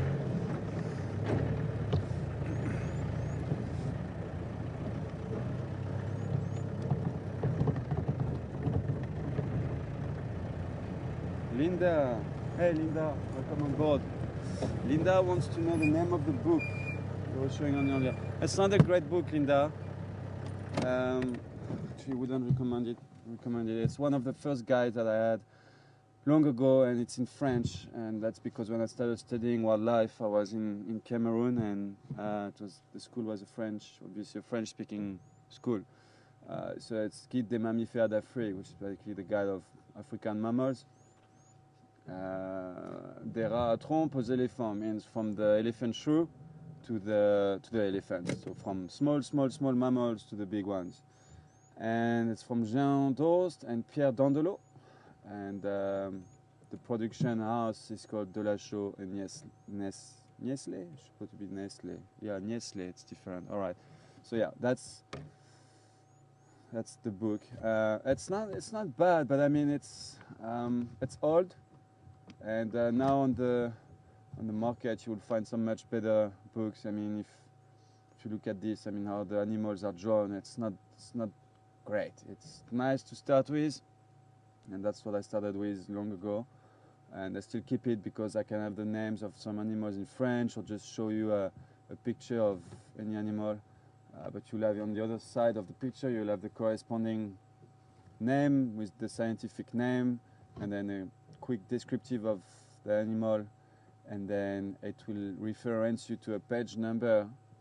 So let's say page 89 in this case, and in page 89 you'll have more information. So here chimpanzee, and then you'll have lots of things about how to identify chimpanzees, their size and whatever, and different subspecies that you might find. Where do they live? This is the habitat. MERS mean behavior. So, and then you also per animal, per species, you'll have a map of where they occur. So it's not a bad book. I mean, I'm not even sure if you would still find it on the market, though. I think you probably would in French countries, but I would not recommend it. If you want to go for a nice mammals guides, another one which is really nice is this one, and it's quite an old one as well. Mark's got it too. This one is basically, I started with this one, and then when I carried on with my studies and got more into details about wildlife, then actually this one was given to me, I think, by Lee White. Lee White was, and no, he's not anymore, but he was the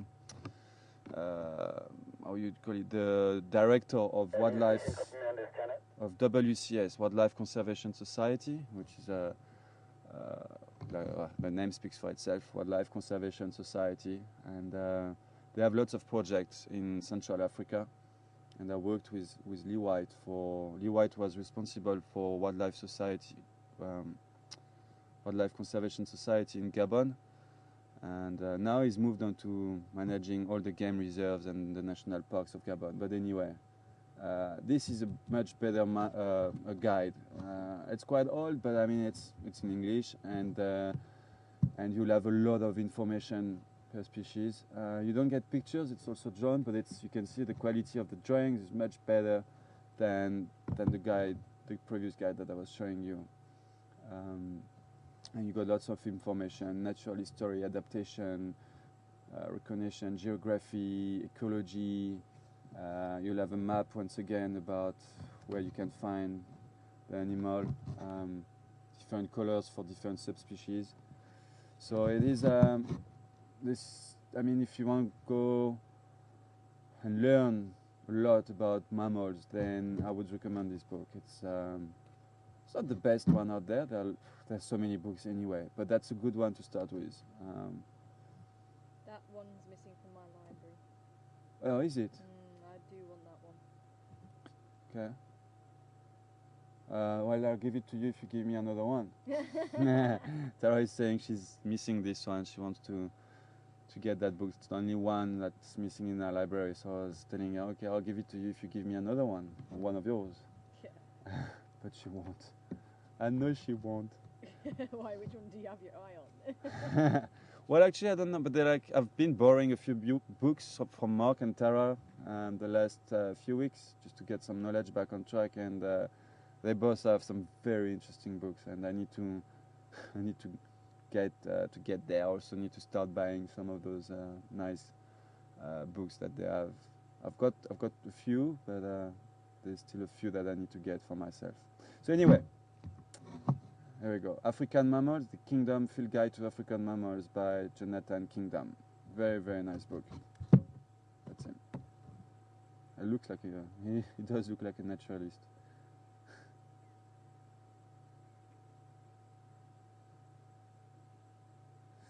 All right. I could talk about books and guides for the whole afternoon. There's so many. Yeah, there is another one which is probably Mark. I know that's for tracking. So, okay. Oh, that's mine. Ah, is it yours? Yeah. Same for tracking. There are quite a few, 2 or 3 different books out there. Is it? I thought the other one was the best. The white, the one with the white cover. If you look at the tracks in there, Yeah. Okay.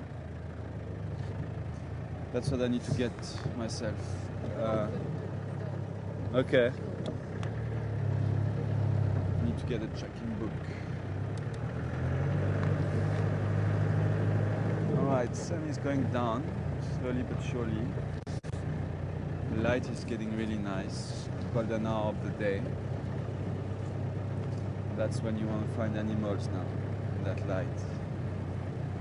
I still have to go through my pics, guys, of hyenas and lions and leopards. I did get a few nice snaps of Induna and not Chambili Jordan, unfortunately. Huh? Sorry? You just lost?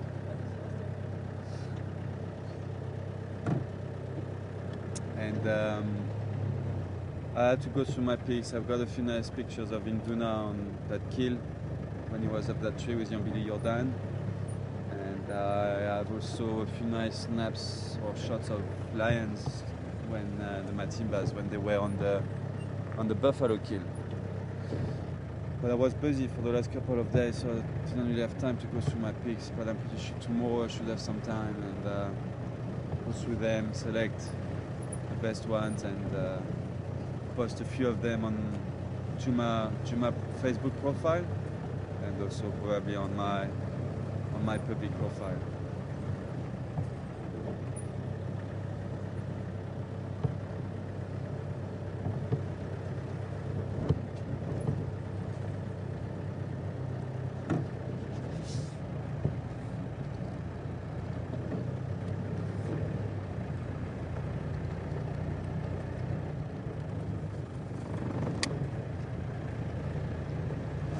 Stations, my radio was down. Any update on Western Gary?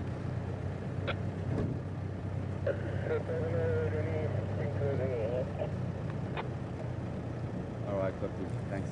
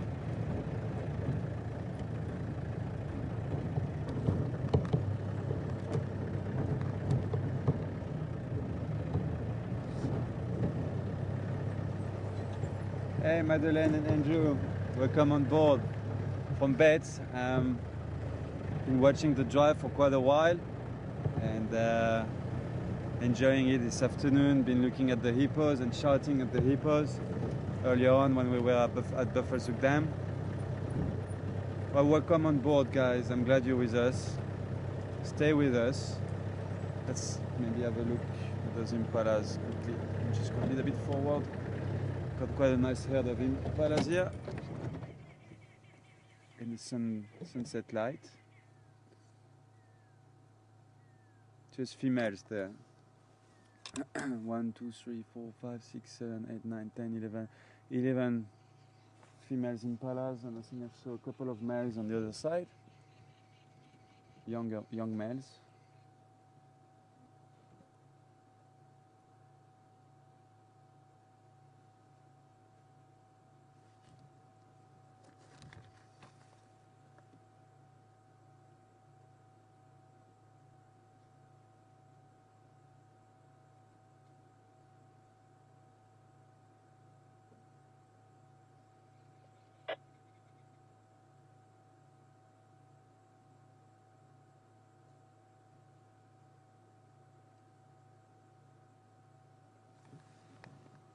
Is that Central Road? Yeah. Oh, okay, when we get on Central Road, then I have to turn around.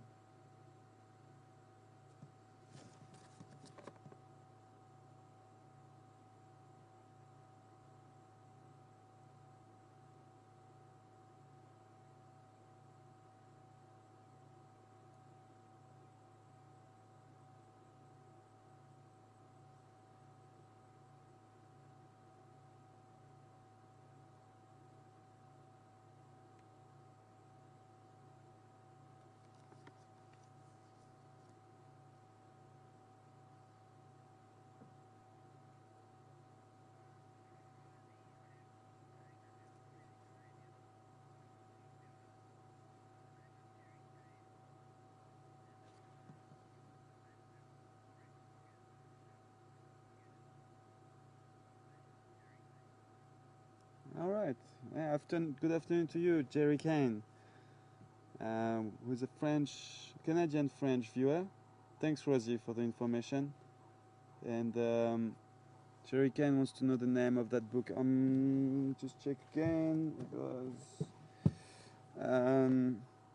Jean Dorst and Pierre Dandelot. I'll spell it for you.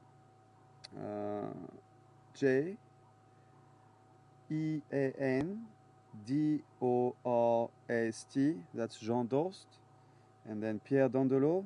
Pierre, and then Dandelot. And the name of the book, obviously, if you speak French, then it's Le Guide des mammifères d'Afrique.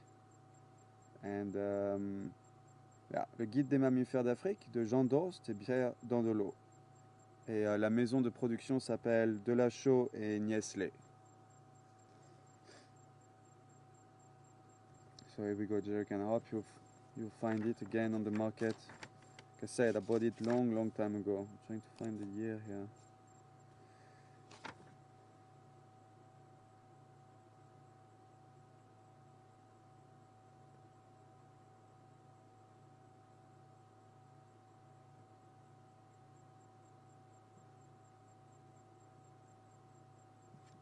Well, the first publication was in 1970, so you see how old it is. And then 73, I think this is the 1973 edition. So I wasn't even born when it was published.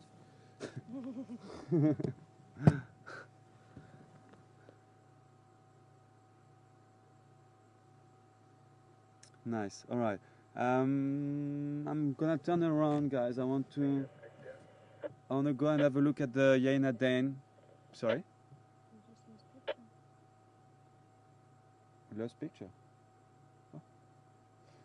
I just want to go have a look at the I want to have a look at the Yaina Den before it gets too dark.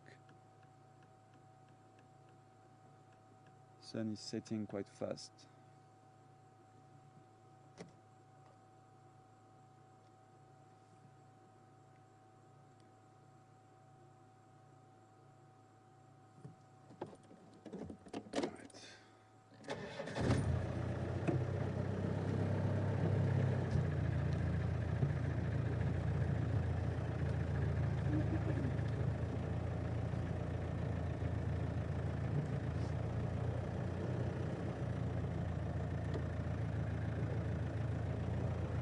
If I find a place on the way where we can have a nice sunset view, then I'll stop and we can have a look at the sunset.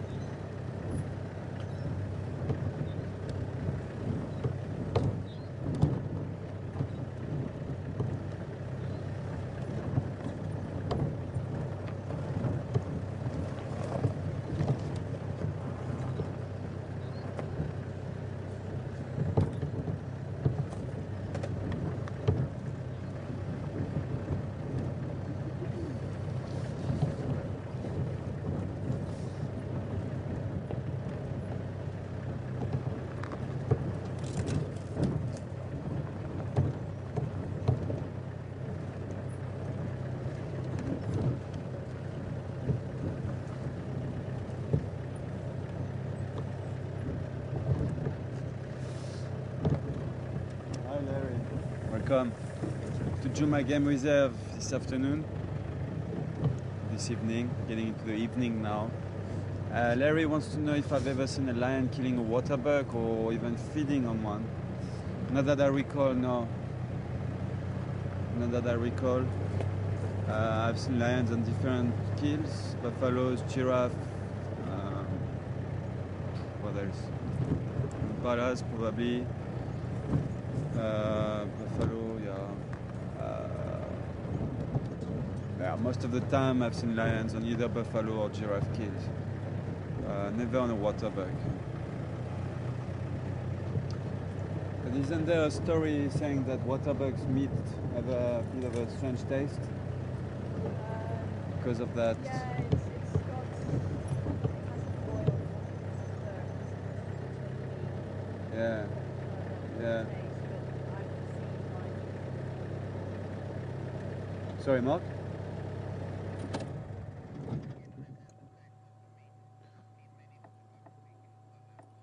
Yeah. Yeah. I think it's a bit of So- a myth.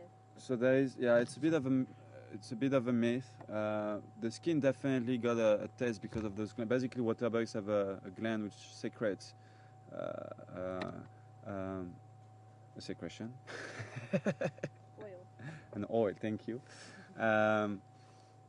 For their coat because they do spend quite some time always around the water or in the water, and so that gland secretes an oil for their coat, and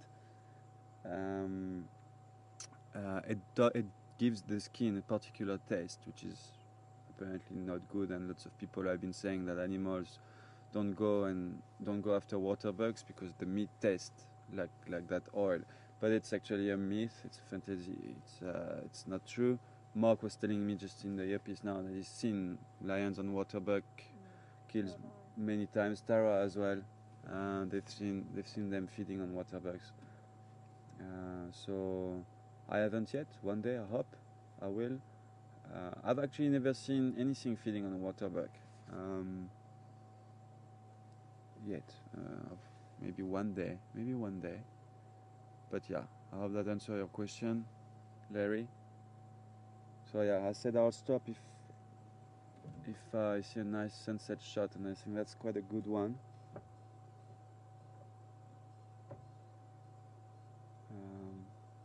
If I go a little bit forward, maybe That'd be nice. it was quite nice to have the tree though in the foreground, but I think we can get there if we do that. That's also not bad at all. Beautiful sunset.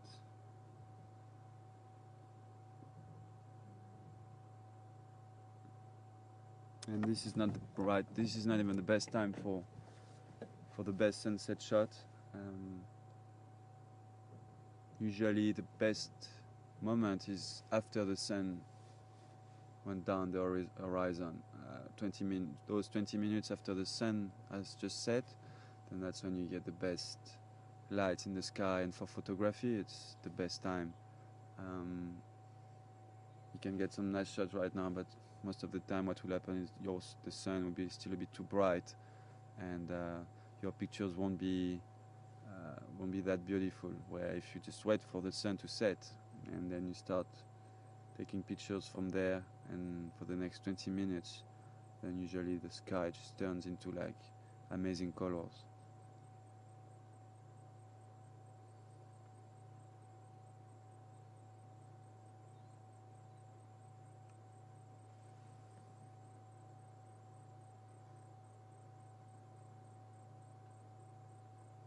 TIA. This is Africa. Beautiful. Beautiful Africa.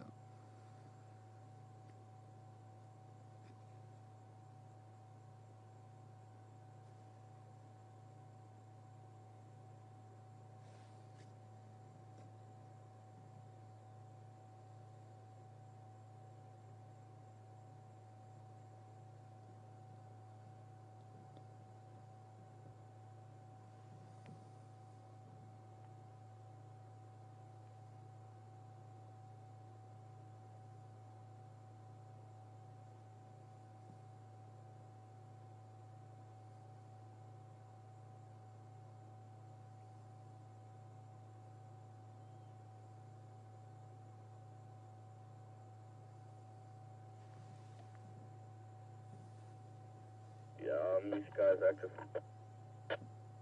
PCK active. I think that's what he said. Last station coming? Standing ground. Is that the PCK on the resort you're talking about? Yeah, I think. Alright, copy, thank you. Yeah, there's 3 Mafazis here, and sorry, 4 Mafazis, so 1 small ping pong, and the other youngsters are struggling. Alright, awesome, copy. I'm gonna make my way there slowly, thank you. Alright guys, sounds like the Jaina Den is quite active, so let's slowly make our way there and see if we can spend a bit of time with Teddy. Tara hasn't seen Teddy yet since she's been back, so it would be also nice for her to see him, or her. Still don't know if it's a little male or female. Got a few Nyalas here on our left, some young bulls.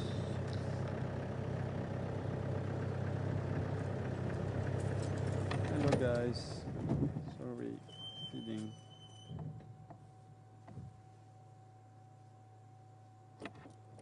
Yeah, just want to make my way to the den before it gets too dark, guys.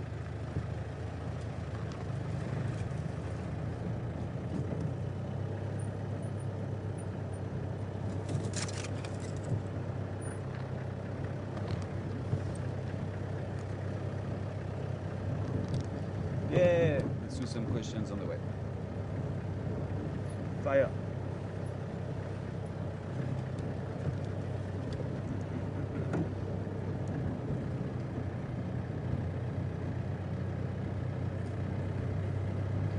Julie, welcome on board, Julie.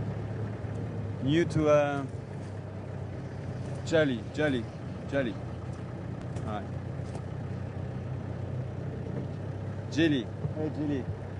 Welcome to Juma. Quite a new viewer, Jilly. So I'm glad you joined us. Welcome to Juma Game Reserve. Jilly wants to know if we do have wild dogs on our property and if the numbers are increasing. Very, very rare, Jilly. We've seen wild dogs. We've seen them 2 or 3 times last year and a couple of times this year. It's just a great hiker. Oh, gone. What is that? Ellie. I saw tracks on the road. Yeah.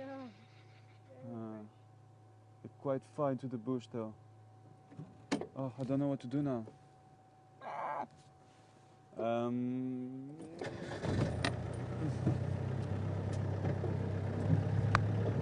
Yeah, they're quite far.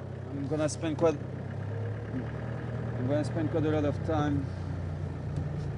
Yeah, and Mark is saying they had a lot of elephants yesterday. So let's go to the Jaina Den. I'm gonna spend some time going off-road, trying to get close to them, and then by the time I sound like you can get to elephants and spend 2 minutes with them, you know. There's always something happening, so by the time we leave them it will be pitch black. Not the best for the Jaina Den. So I'd rather make my way there.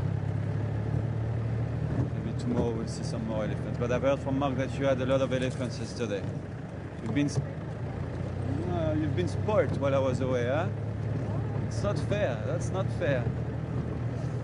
You guys with me. Yes, it's true. Yeah, so sorry, Jilly, to come back to your question. We do get... Is that a Jaina track? So I'm not sure.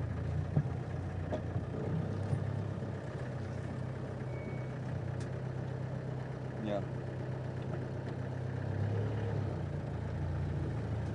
We do get wild dogs, Jilly. They do come onto our property sometimes, but it's very rare. And last year we were so lucky, and I think at the beginning of this year as well, we had a pack of, I think it was 21 or 22 wild dogs. Awesome. Number increasing, well, like I said, we have that pack of 22. It's quite a big pack of wild dogs.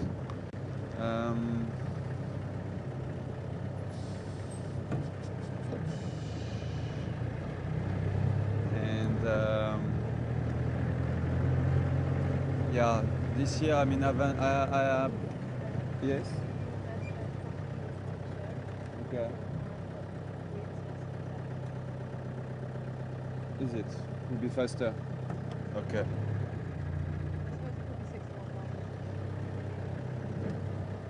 Because there I'm gonna arrive where now? I'm gonna. Okay. Okay. Well, if we take this road.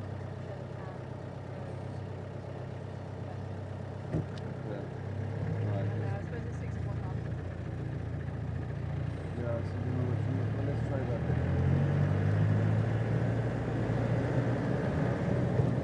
Sorry guys, just talking with Tara about maybe a shorter way to get to the den. It's actually pretty much the same, but it might just be a little bit quicker. So yeah.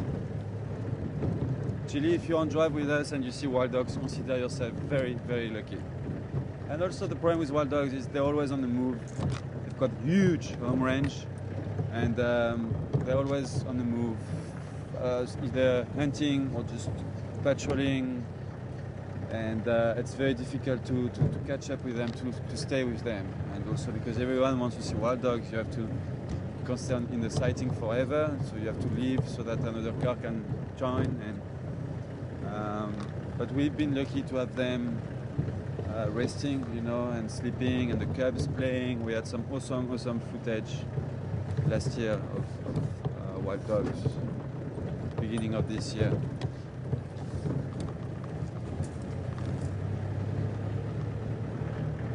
Numbers are increasing on the wild. I think it's still a very endangered species, but it's doing better.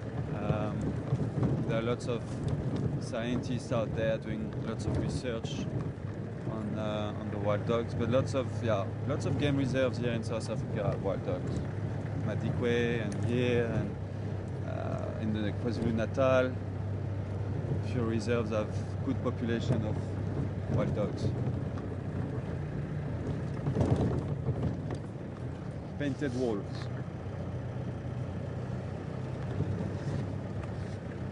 I don't know, I prefer calling them painted wolves and wild dogs. Wild dogs is also nice, but I don't know, painted wolves sounds like a Native American Indian name. Painted wolf, I like that name. They're beautiful. We'll talk about wild dogs for hours.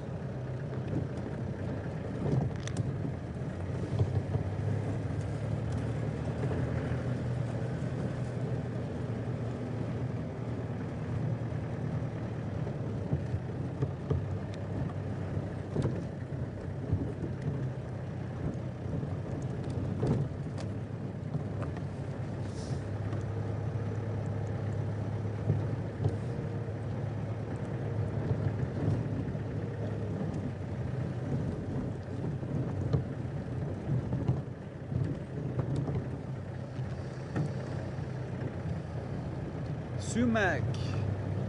Welcome on board, Sue. Sue wants to know how often do impalas give birth, and she has a question regarding where I was working in Cameroon. They give birth every year, Sue. The gestation period is 6 months and a half for the impalas. 6 months and a half gestation period, and then the following year they will give birth again at the beginning of the rainy season. And then in Cameroon, Sue wanted to know if I worked with gorillas, with Gorilla Sanctuary. No, I worked with gorillas in Gabon, Sue, not in Cameroon. In Cameroon I was in the north, which is really, really dry, sub-Saharan climate, and it's very desert.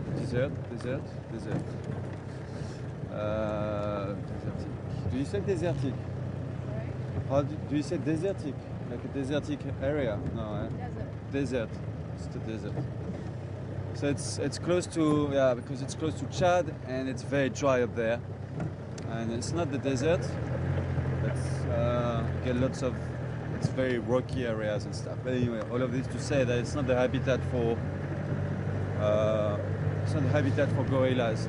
You might get some gorillas in the south of Cameroon, where it's the central forest. That's what's amazing about the amazing thing about Cameroon is that from north to south, it's completely different. The south of Cameroon is equatorial forest, and the north is very dry and completely different. So, but when I was in Gabon, yes, I did work with gorillas, not with Gorilla Sanctuary. I worked with a company called, I think it was called Operation Luango. Operation Luango. They were introducing some gorillas and reintroducing gorillas in the wild. So that was one of the best years I had in my life, working with gorillas. And WCS, once again, Wildlife Conservation Society, was part of that, all of that big operation. Operation Luango had 5 projects, one about gorillas, one about whales, one about elephants, one about leatherback turtles, and I think the 5th one was chimpanzees. Yeah, it was chimps, if I remember well. And I worked on the gorilla one for a year. Very interesting. Yeah, so just because I saw something over there, I was like, I want to check, but I think it was having a great hiker or something like that. Okay.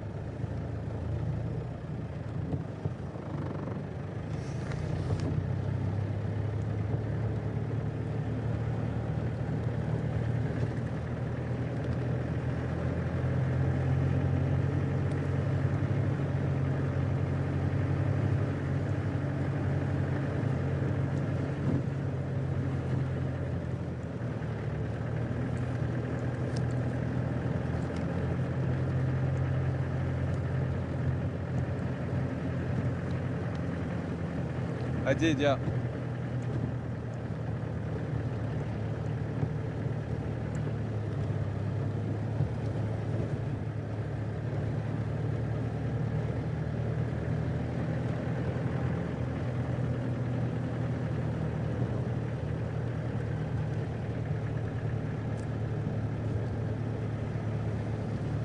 Clarissa. Hi, Clarissa. Welcome. Clarissa is asking if animals die from old age, or it seems like they get eaten before they get old. Yes, Clarissa, some animals die from old age. But yeah, this is the wild, and when you get old, you get eaten, unfortunately. Yes, you're right on that. But some animals do die from old age. Elephants, for example, will die from old age. The teeth are completely worn and they can't really eat anymore, or it's just very, very sore, and they would just basically slowly die from starvation.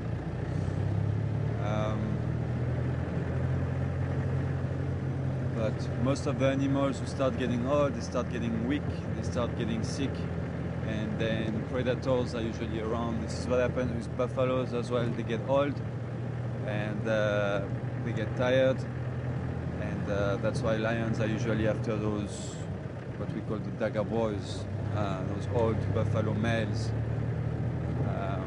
like the one they killed recently. They're just old and tired and sick, and they can't really run too fast anymore, and their senses are not as sharp as they used to be before. So yeah, in the wild, in nature, most of the time, unfortunately, you can get old, but then as the older you get, the more chances you have to get eaten.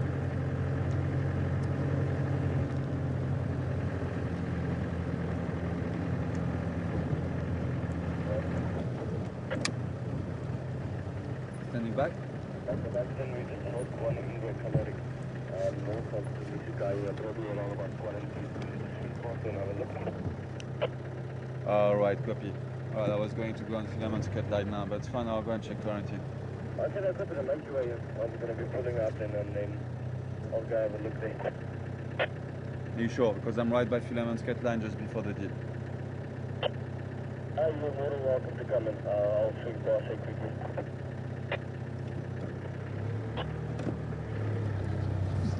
Alright. Apparently they've heard the leopard soaring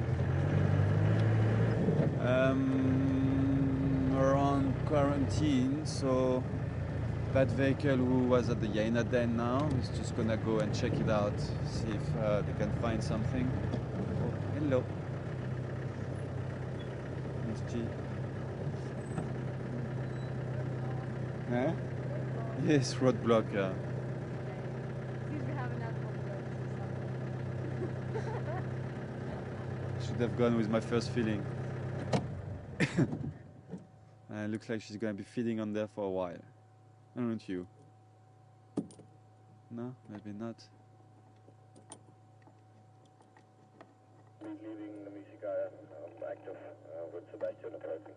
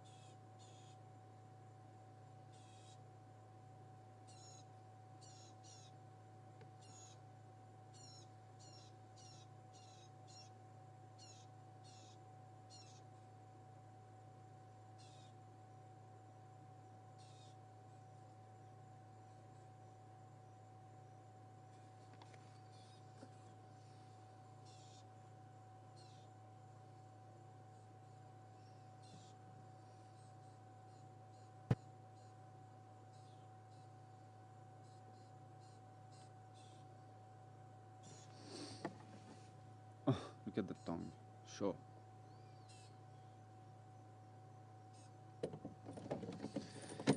All right. Oh, sorry, Ta. Didn't know.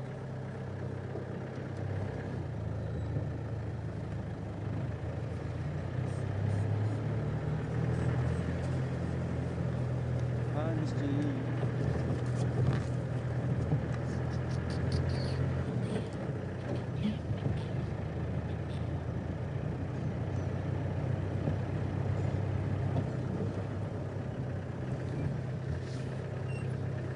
Another one in front of us.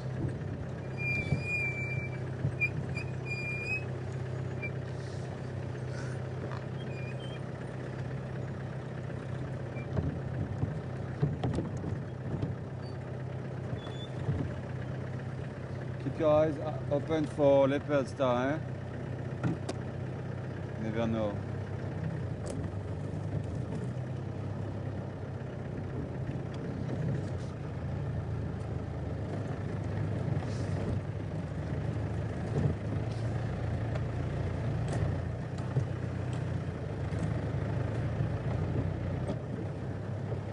But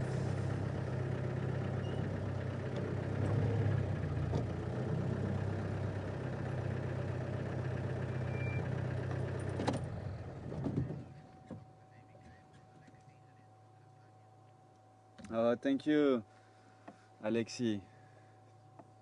Alexi is saying he's watching us with his daughter called Tanya, and he's sending a warm greeting.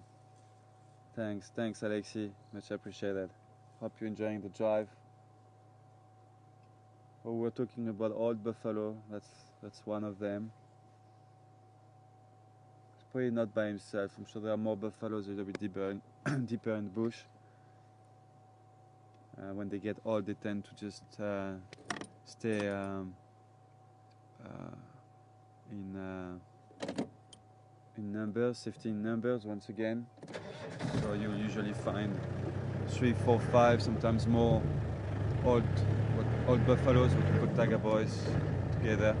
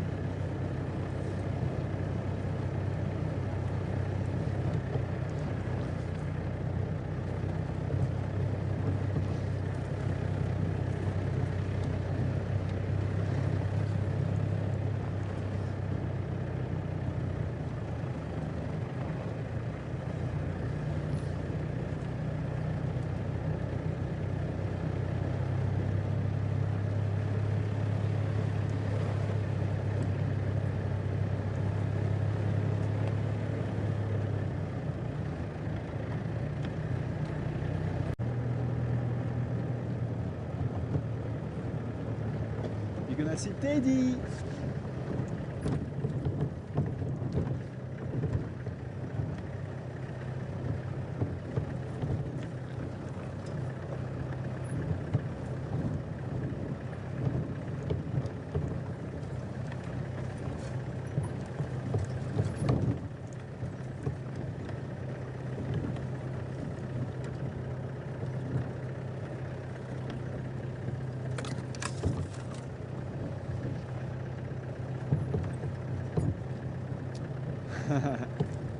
All right, you guys been traveling in time. That's nice. So you went from when I was with the buff to now, almost at the den. You guys are lucky. I wish I could do that as well.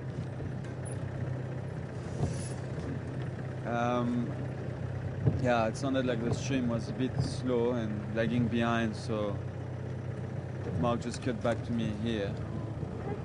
Yeah, I can see Daddy!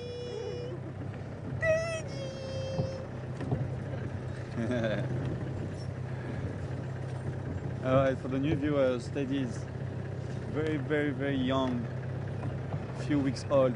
Yaina puppy, and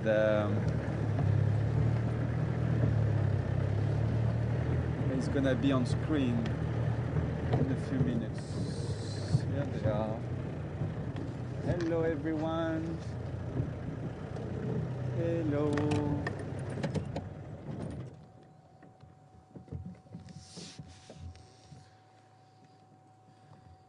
One, two, three, 4, 5 over there, and here we go. This is Teddy. While his mum sleeping next to him, and yes, he's black because Yaina pups are born black, and they only start getting spots when they turn around 4 months old. When they are 4 months old, so Teddy is a few weeks old, completely black, looks like a small staffy. We've got some people at the lodge. Well, Nikki actually, the manager, and she's got a staffy puppy, and look quite similar with Teddy. They look very alike. Hello. Getting mobile off the officer.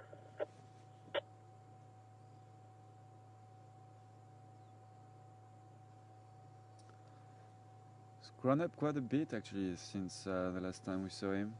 Well, you guys saw him with Mark yesterday, but I haven't seen him or her for quite a few days now, maybe a week actually. Just had to drop the shutter speed really low. Yeah, Tara is apologizing. She had to drop the shutter speed very low, and that's why it looks a bit jerky, like kind of slow-mo. It's because the shutter speed is very, very slow, very low.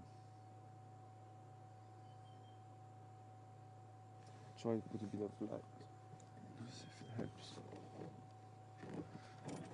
don't want to shine on him though. I will not put the light on him because their eyes are very sensitive at that age. But if I just bring light here, that might help just a little bit.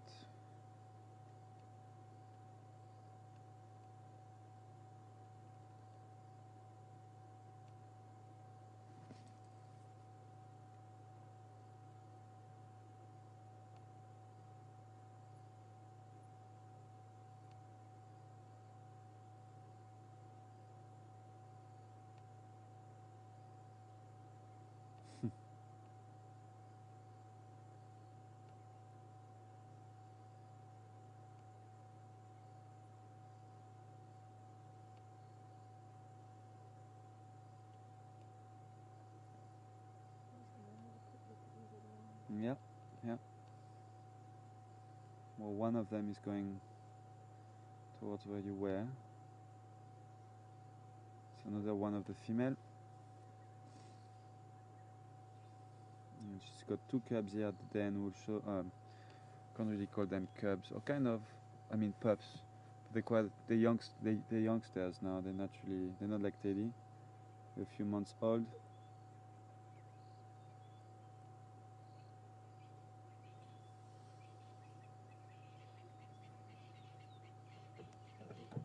Or maybe this one is Teddy's mom. Yeah, looks like this is Teddy's mom.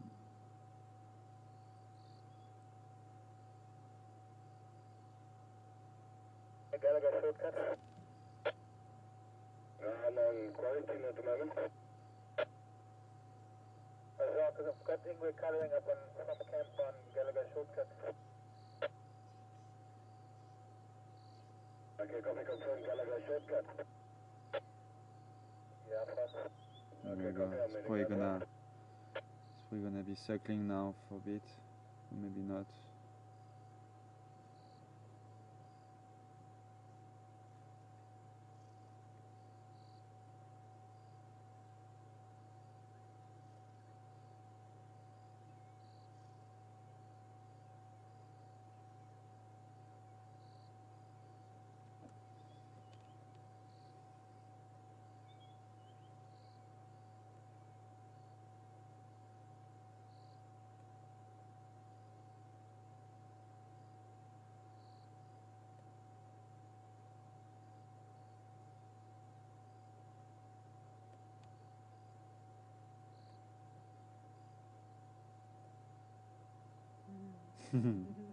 That's very cute.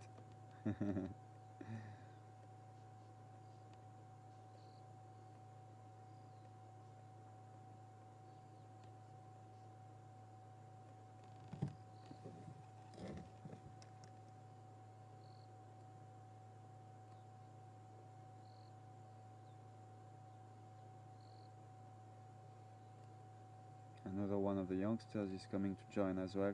He's gonna probably be in the screen in the next few seconds. Yeah, here we go.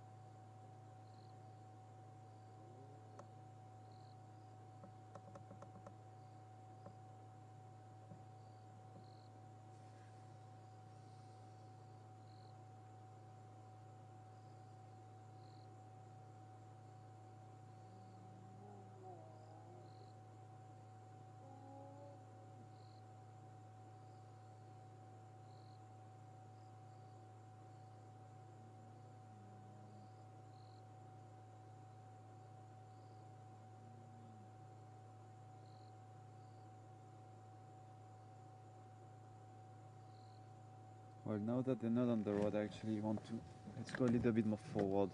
I can get a little bit closer to them.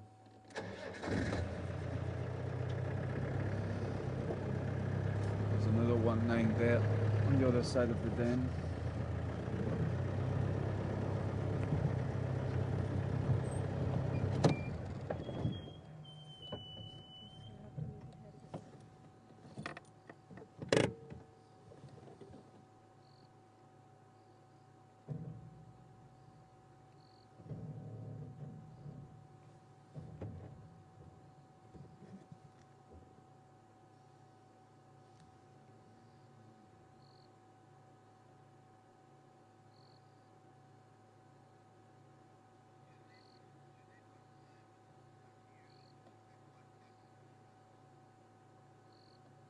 Janet, good evening to you, Janet.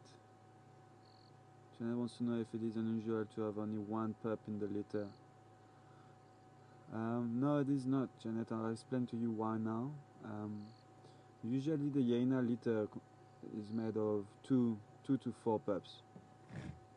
But the problem is hyenas are very dominant. It's a very dominance is very important in their society, in the organization. And if two pups are of the same sex, two males or two females, then one of the pup will actually unfortunately kill his brother or her sister, just to make sure that she or he will be the dominant one out of the two. If it's a male and a female, chances that they both live, survive are good. They will not try to kill each other. But if it is two males or two females, then the bigger one or the stronger one will unfortunately kill the other one. And maybe that's what happened here. We're not too sure. But we don't know if Teddy is a male or a female, and we don't know if there was only one pup from the beginning or if there was two. But Teddy could have killed his sister, his brother or her sister if she's a female. She's getting a shower over there.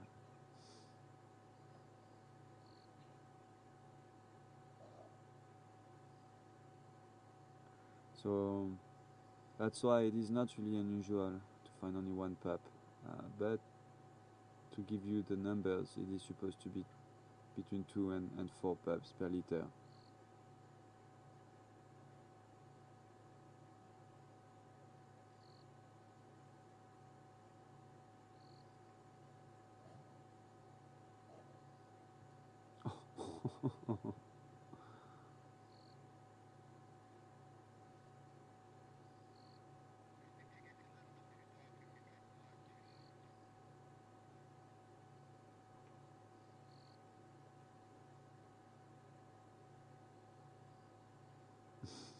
He's in a good mood tonight, Teddy. Very playful.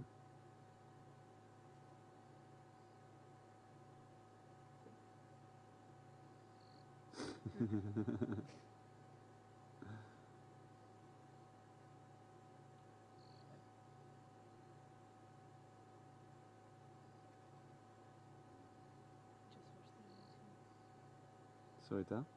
Just saying, just watch his eyes. Yeah.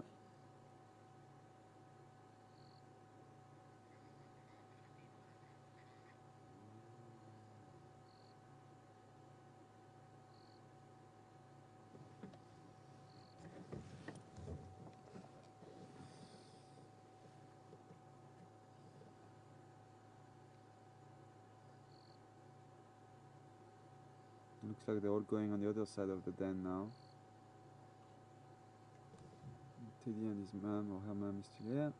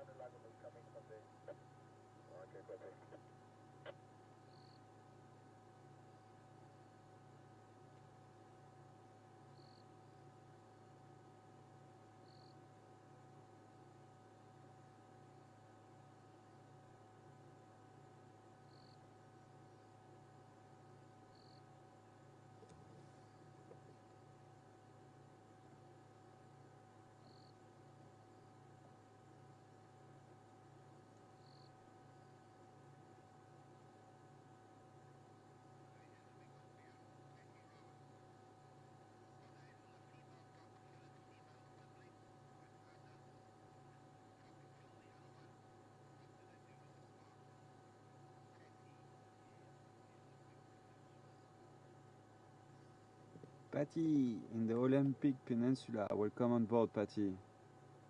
Interesting question from Patty. Wanting to know at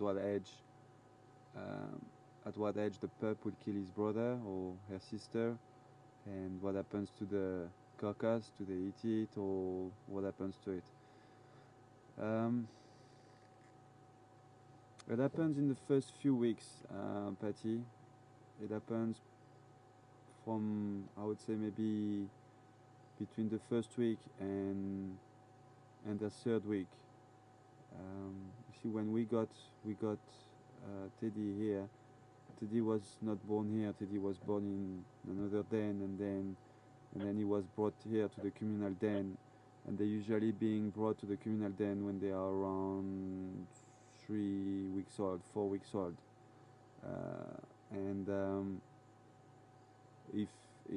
If Teddy did kill his brother, or if Teddy is a female and killed her sister, then it would have been probably before in the previous den, and then nothing happens to the kill or to the carcass. It just stays in the den, and once they leave the den, then other animals, other little predators might just find the carcass and eat it. The hyena, the adult hyenas are too big to get inside the den. The tunnels inside the den are actually made from the pups, and they can't get access into the den. So even if the hyena would like to go and get the carcass out of the den, the adult ones wouldn't be able to. It's just they're just too big for that. It looks like Teddy is going to suckle his mom now.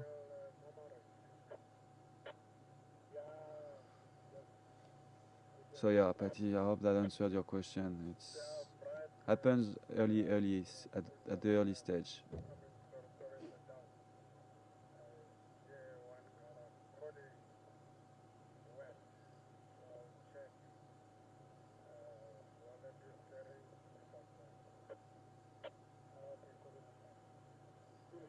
Let's maybe go have a look at on the other side of the den. Let's leave Teddy suckling.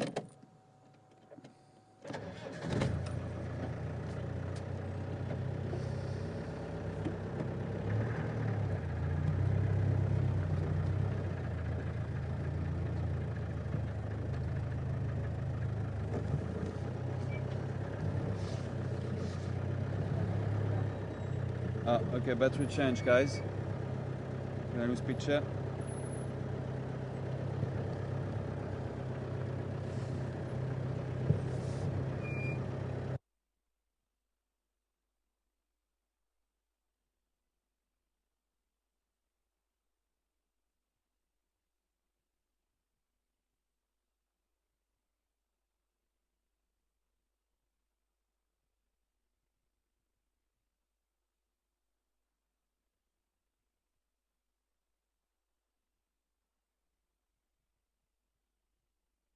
West from that manuality. Yeah, maybe water is flaring.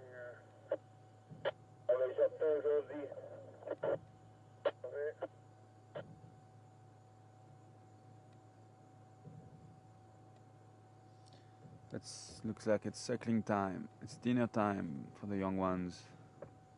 Also suckling on this side.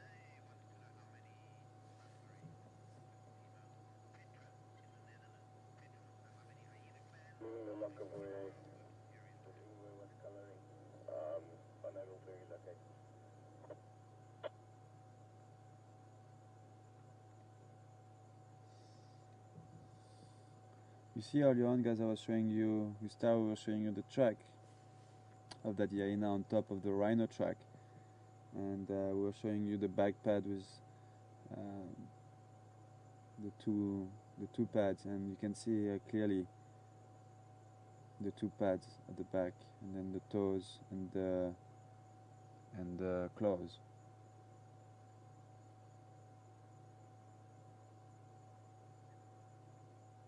Petra, good evening to you, Petra. Petra wants to know how many clans we have on our traversing area, how many hyena clan. How many hyena clans do you think we have here, Tara? I think we just got the one. Just this one? Floppy ear, yeah.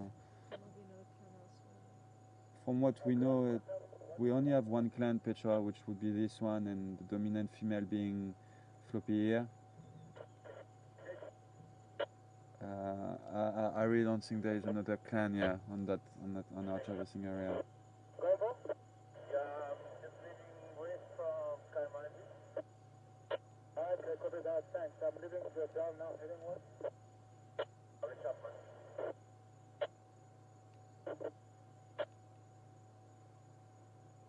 Another audio is calling more north inside the Sarabang area.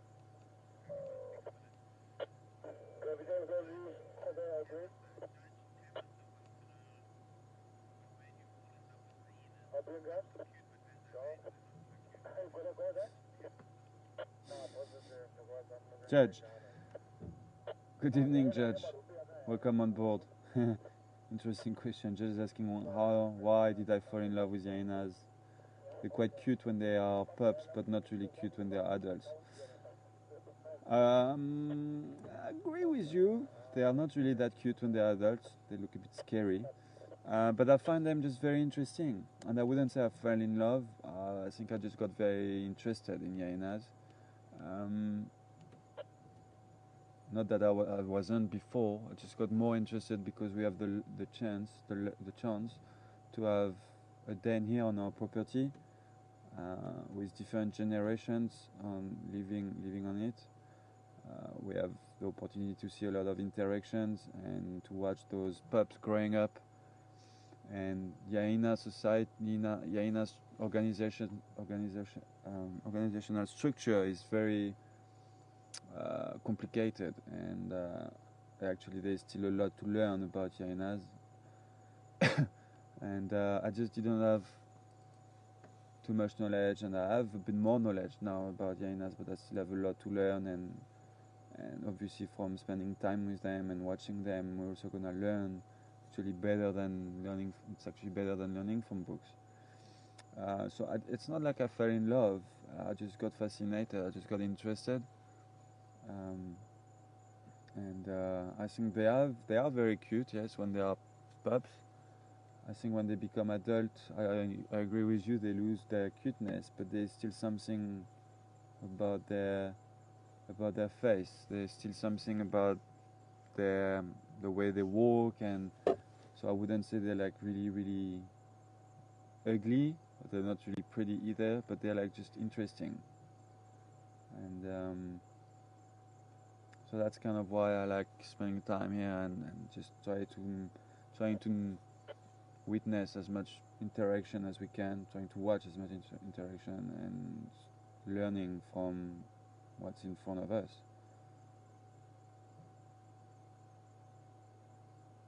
And being able to do it live and share it with you is even better.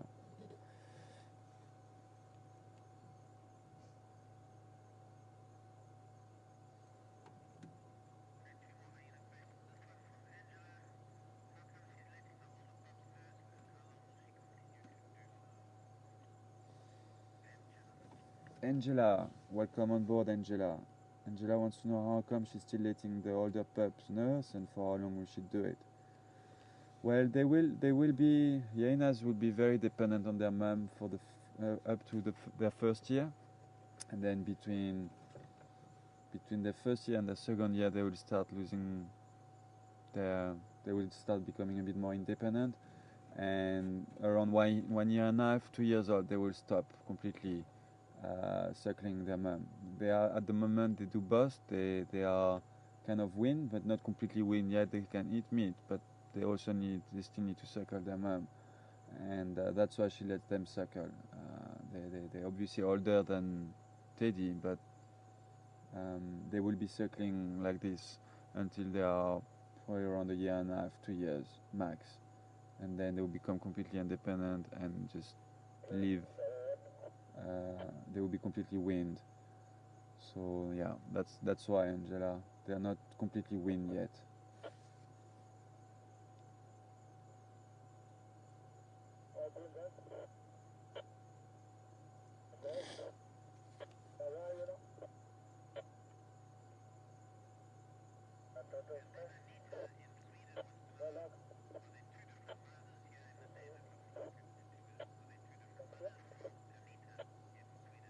Anita, good evening to you, Anita, in Sweden. Wanting to know if there are two hyena mothers here at the den. Yes, there are, Anita. Oh, wow, nice shot. Yes, there are two moms. This is one of them, and the other one is on the other side. And Teddy's mom is on the other side of the den.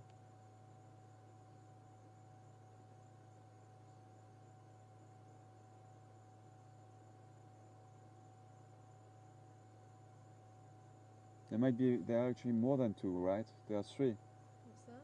There are how many mothers? There are three. I think there's 4. 4 even, maybe. Tara thinks maybe 4.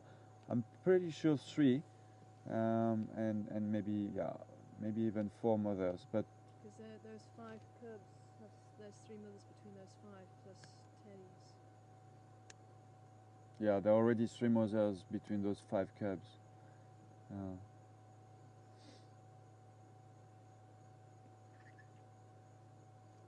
6 cubs, yeah.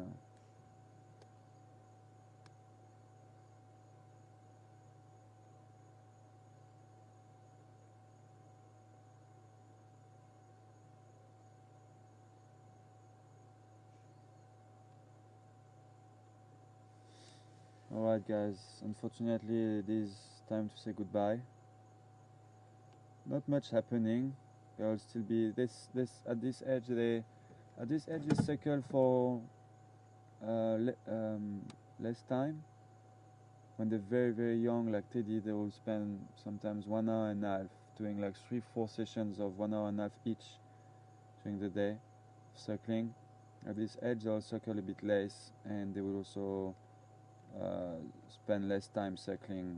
I mean, won't be 1 hour and a half now, it will be less than that. And then they might just start getting a bit active. Hyenas are nocturnal, so they'll probably start waking up and go and patrol their territories and maybe go on a hunt, or just see if there are any kills around that they can steal. They're very good at that. And tomorrow morning they might be around the den, they might be active, but for now we're gonna have to leave them, and I'll have to say goodbye to you.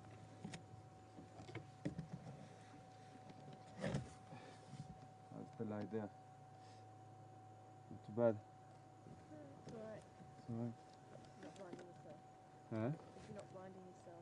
No, it's okay. Alright guys, well it's been nice. It's nice to be back as well. So a couple of days away. And I wish we could have catch up with those leopards, but unfortunately even people have heard them soaring and they try to look for them around quarantine and also around Galago shortcut where we were this afternoon. But no, they didn't find them, so unfortunately we're not going to be able to see Kerula today. But let's see what tomorrow morning brings. My name is Sebastian, and behind the camera we had Tara. Thank you, Tara. And back in final control we had Mark. And tomorrow morning Tara will be driving. No, Mark will be driving, sorry. Tara is like, what?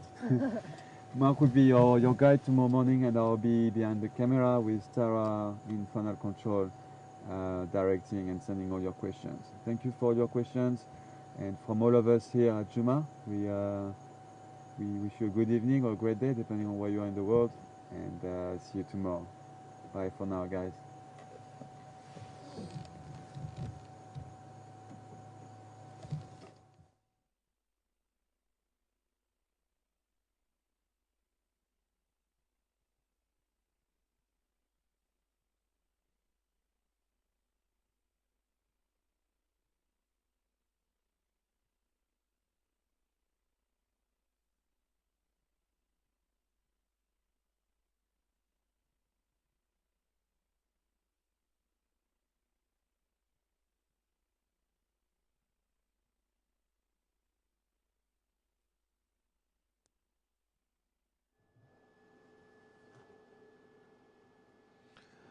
Our day has come to an end here at Juma Game Reserve. Night has fallen and it's time for those nocturnal creatures to come out and creep about. We were watching some of them. Great to be with the hyenas at the den. My name is Mark. I've been here in final control.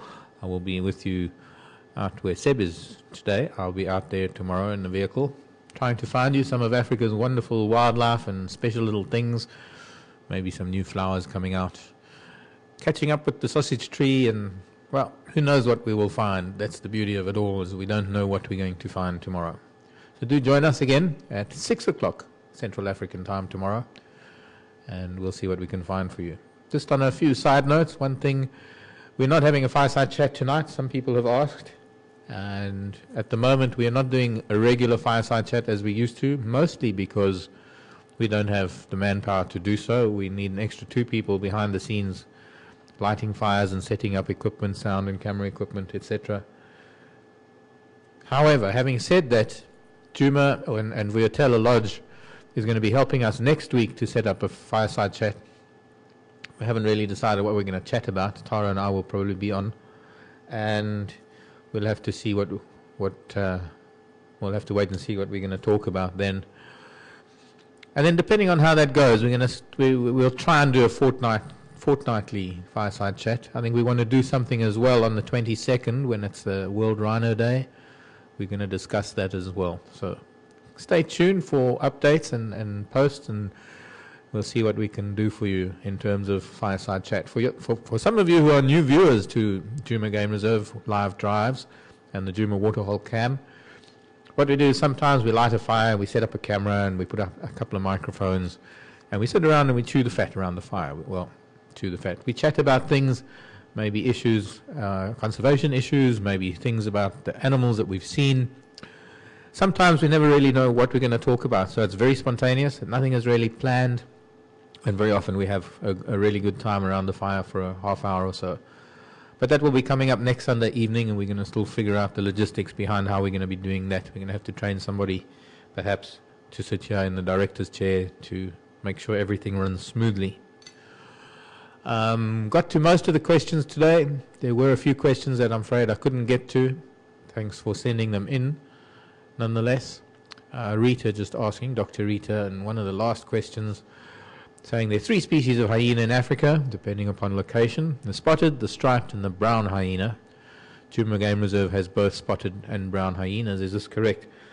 Well, I suppose we could say that the brown hyena, I don't know, we could say it occurs here, but we can't really say it occurs here because we've only seen it once in decades. We were very lucky to catch a brown hyena on camera about 2 years ago. Brown hyena wander over extremely large areas, and it's not really known where this particular brown hyena came from. It was seen by other lodges in the Sabi Sand. There's also been reports of brown hyena wandering through Kruger. But they're a solitary species, and they don't have a den the way the spotted hyenas do. So I don't know if we could really say that the brown hyena is a resident here at Djuma. Perhaps we could call it, as in birding terms, a vagrant that comes through this area from time to time. And, well, stay tuned. Who knows? One of these evenings when we're coming back after a drive and it's getting dark, who knows? Maybe we will find a brown hyena, like we were maybe going to find a black rhino one of these days. Well, I've had a lovely time today. It's been a wonderful Sunday. I hope you're all having a great day today. Those of you in the US are allowed to sleep in tomorrow. Well, not really, because you've got to be up for our drive in the afternoon. But Labor Day for all of you. Have a very happy Labor Day. If it is kind of a happy thing. It's a day off. It's a Monday that you don't have to get up and go to work. So have a wonderful time. Probably one of the last sunny, hot days that you're going to have for a long weekend. Maybe. So thanks for joining us. My name is Mark. A lot of you know that already. But thanks from all of us here at Vuyatela and Djuma Game Reserve. And take care. We'll see you all tomorrow. Bye for now.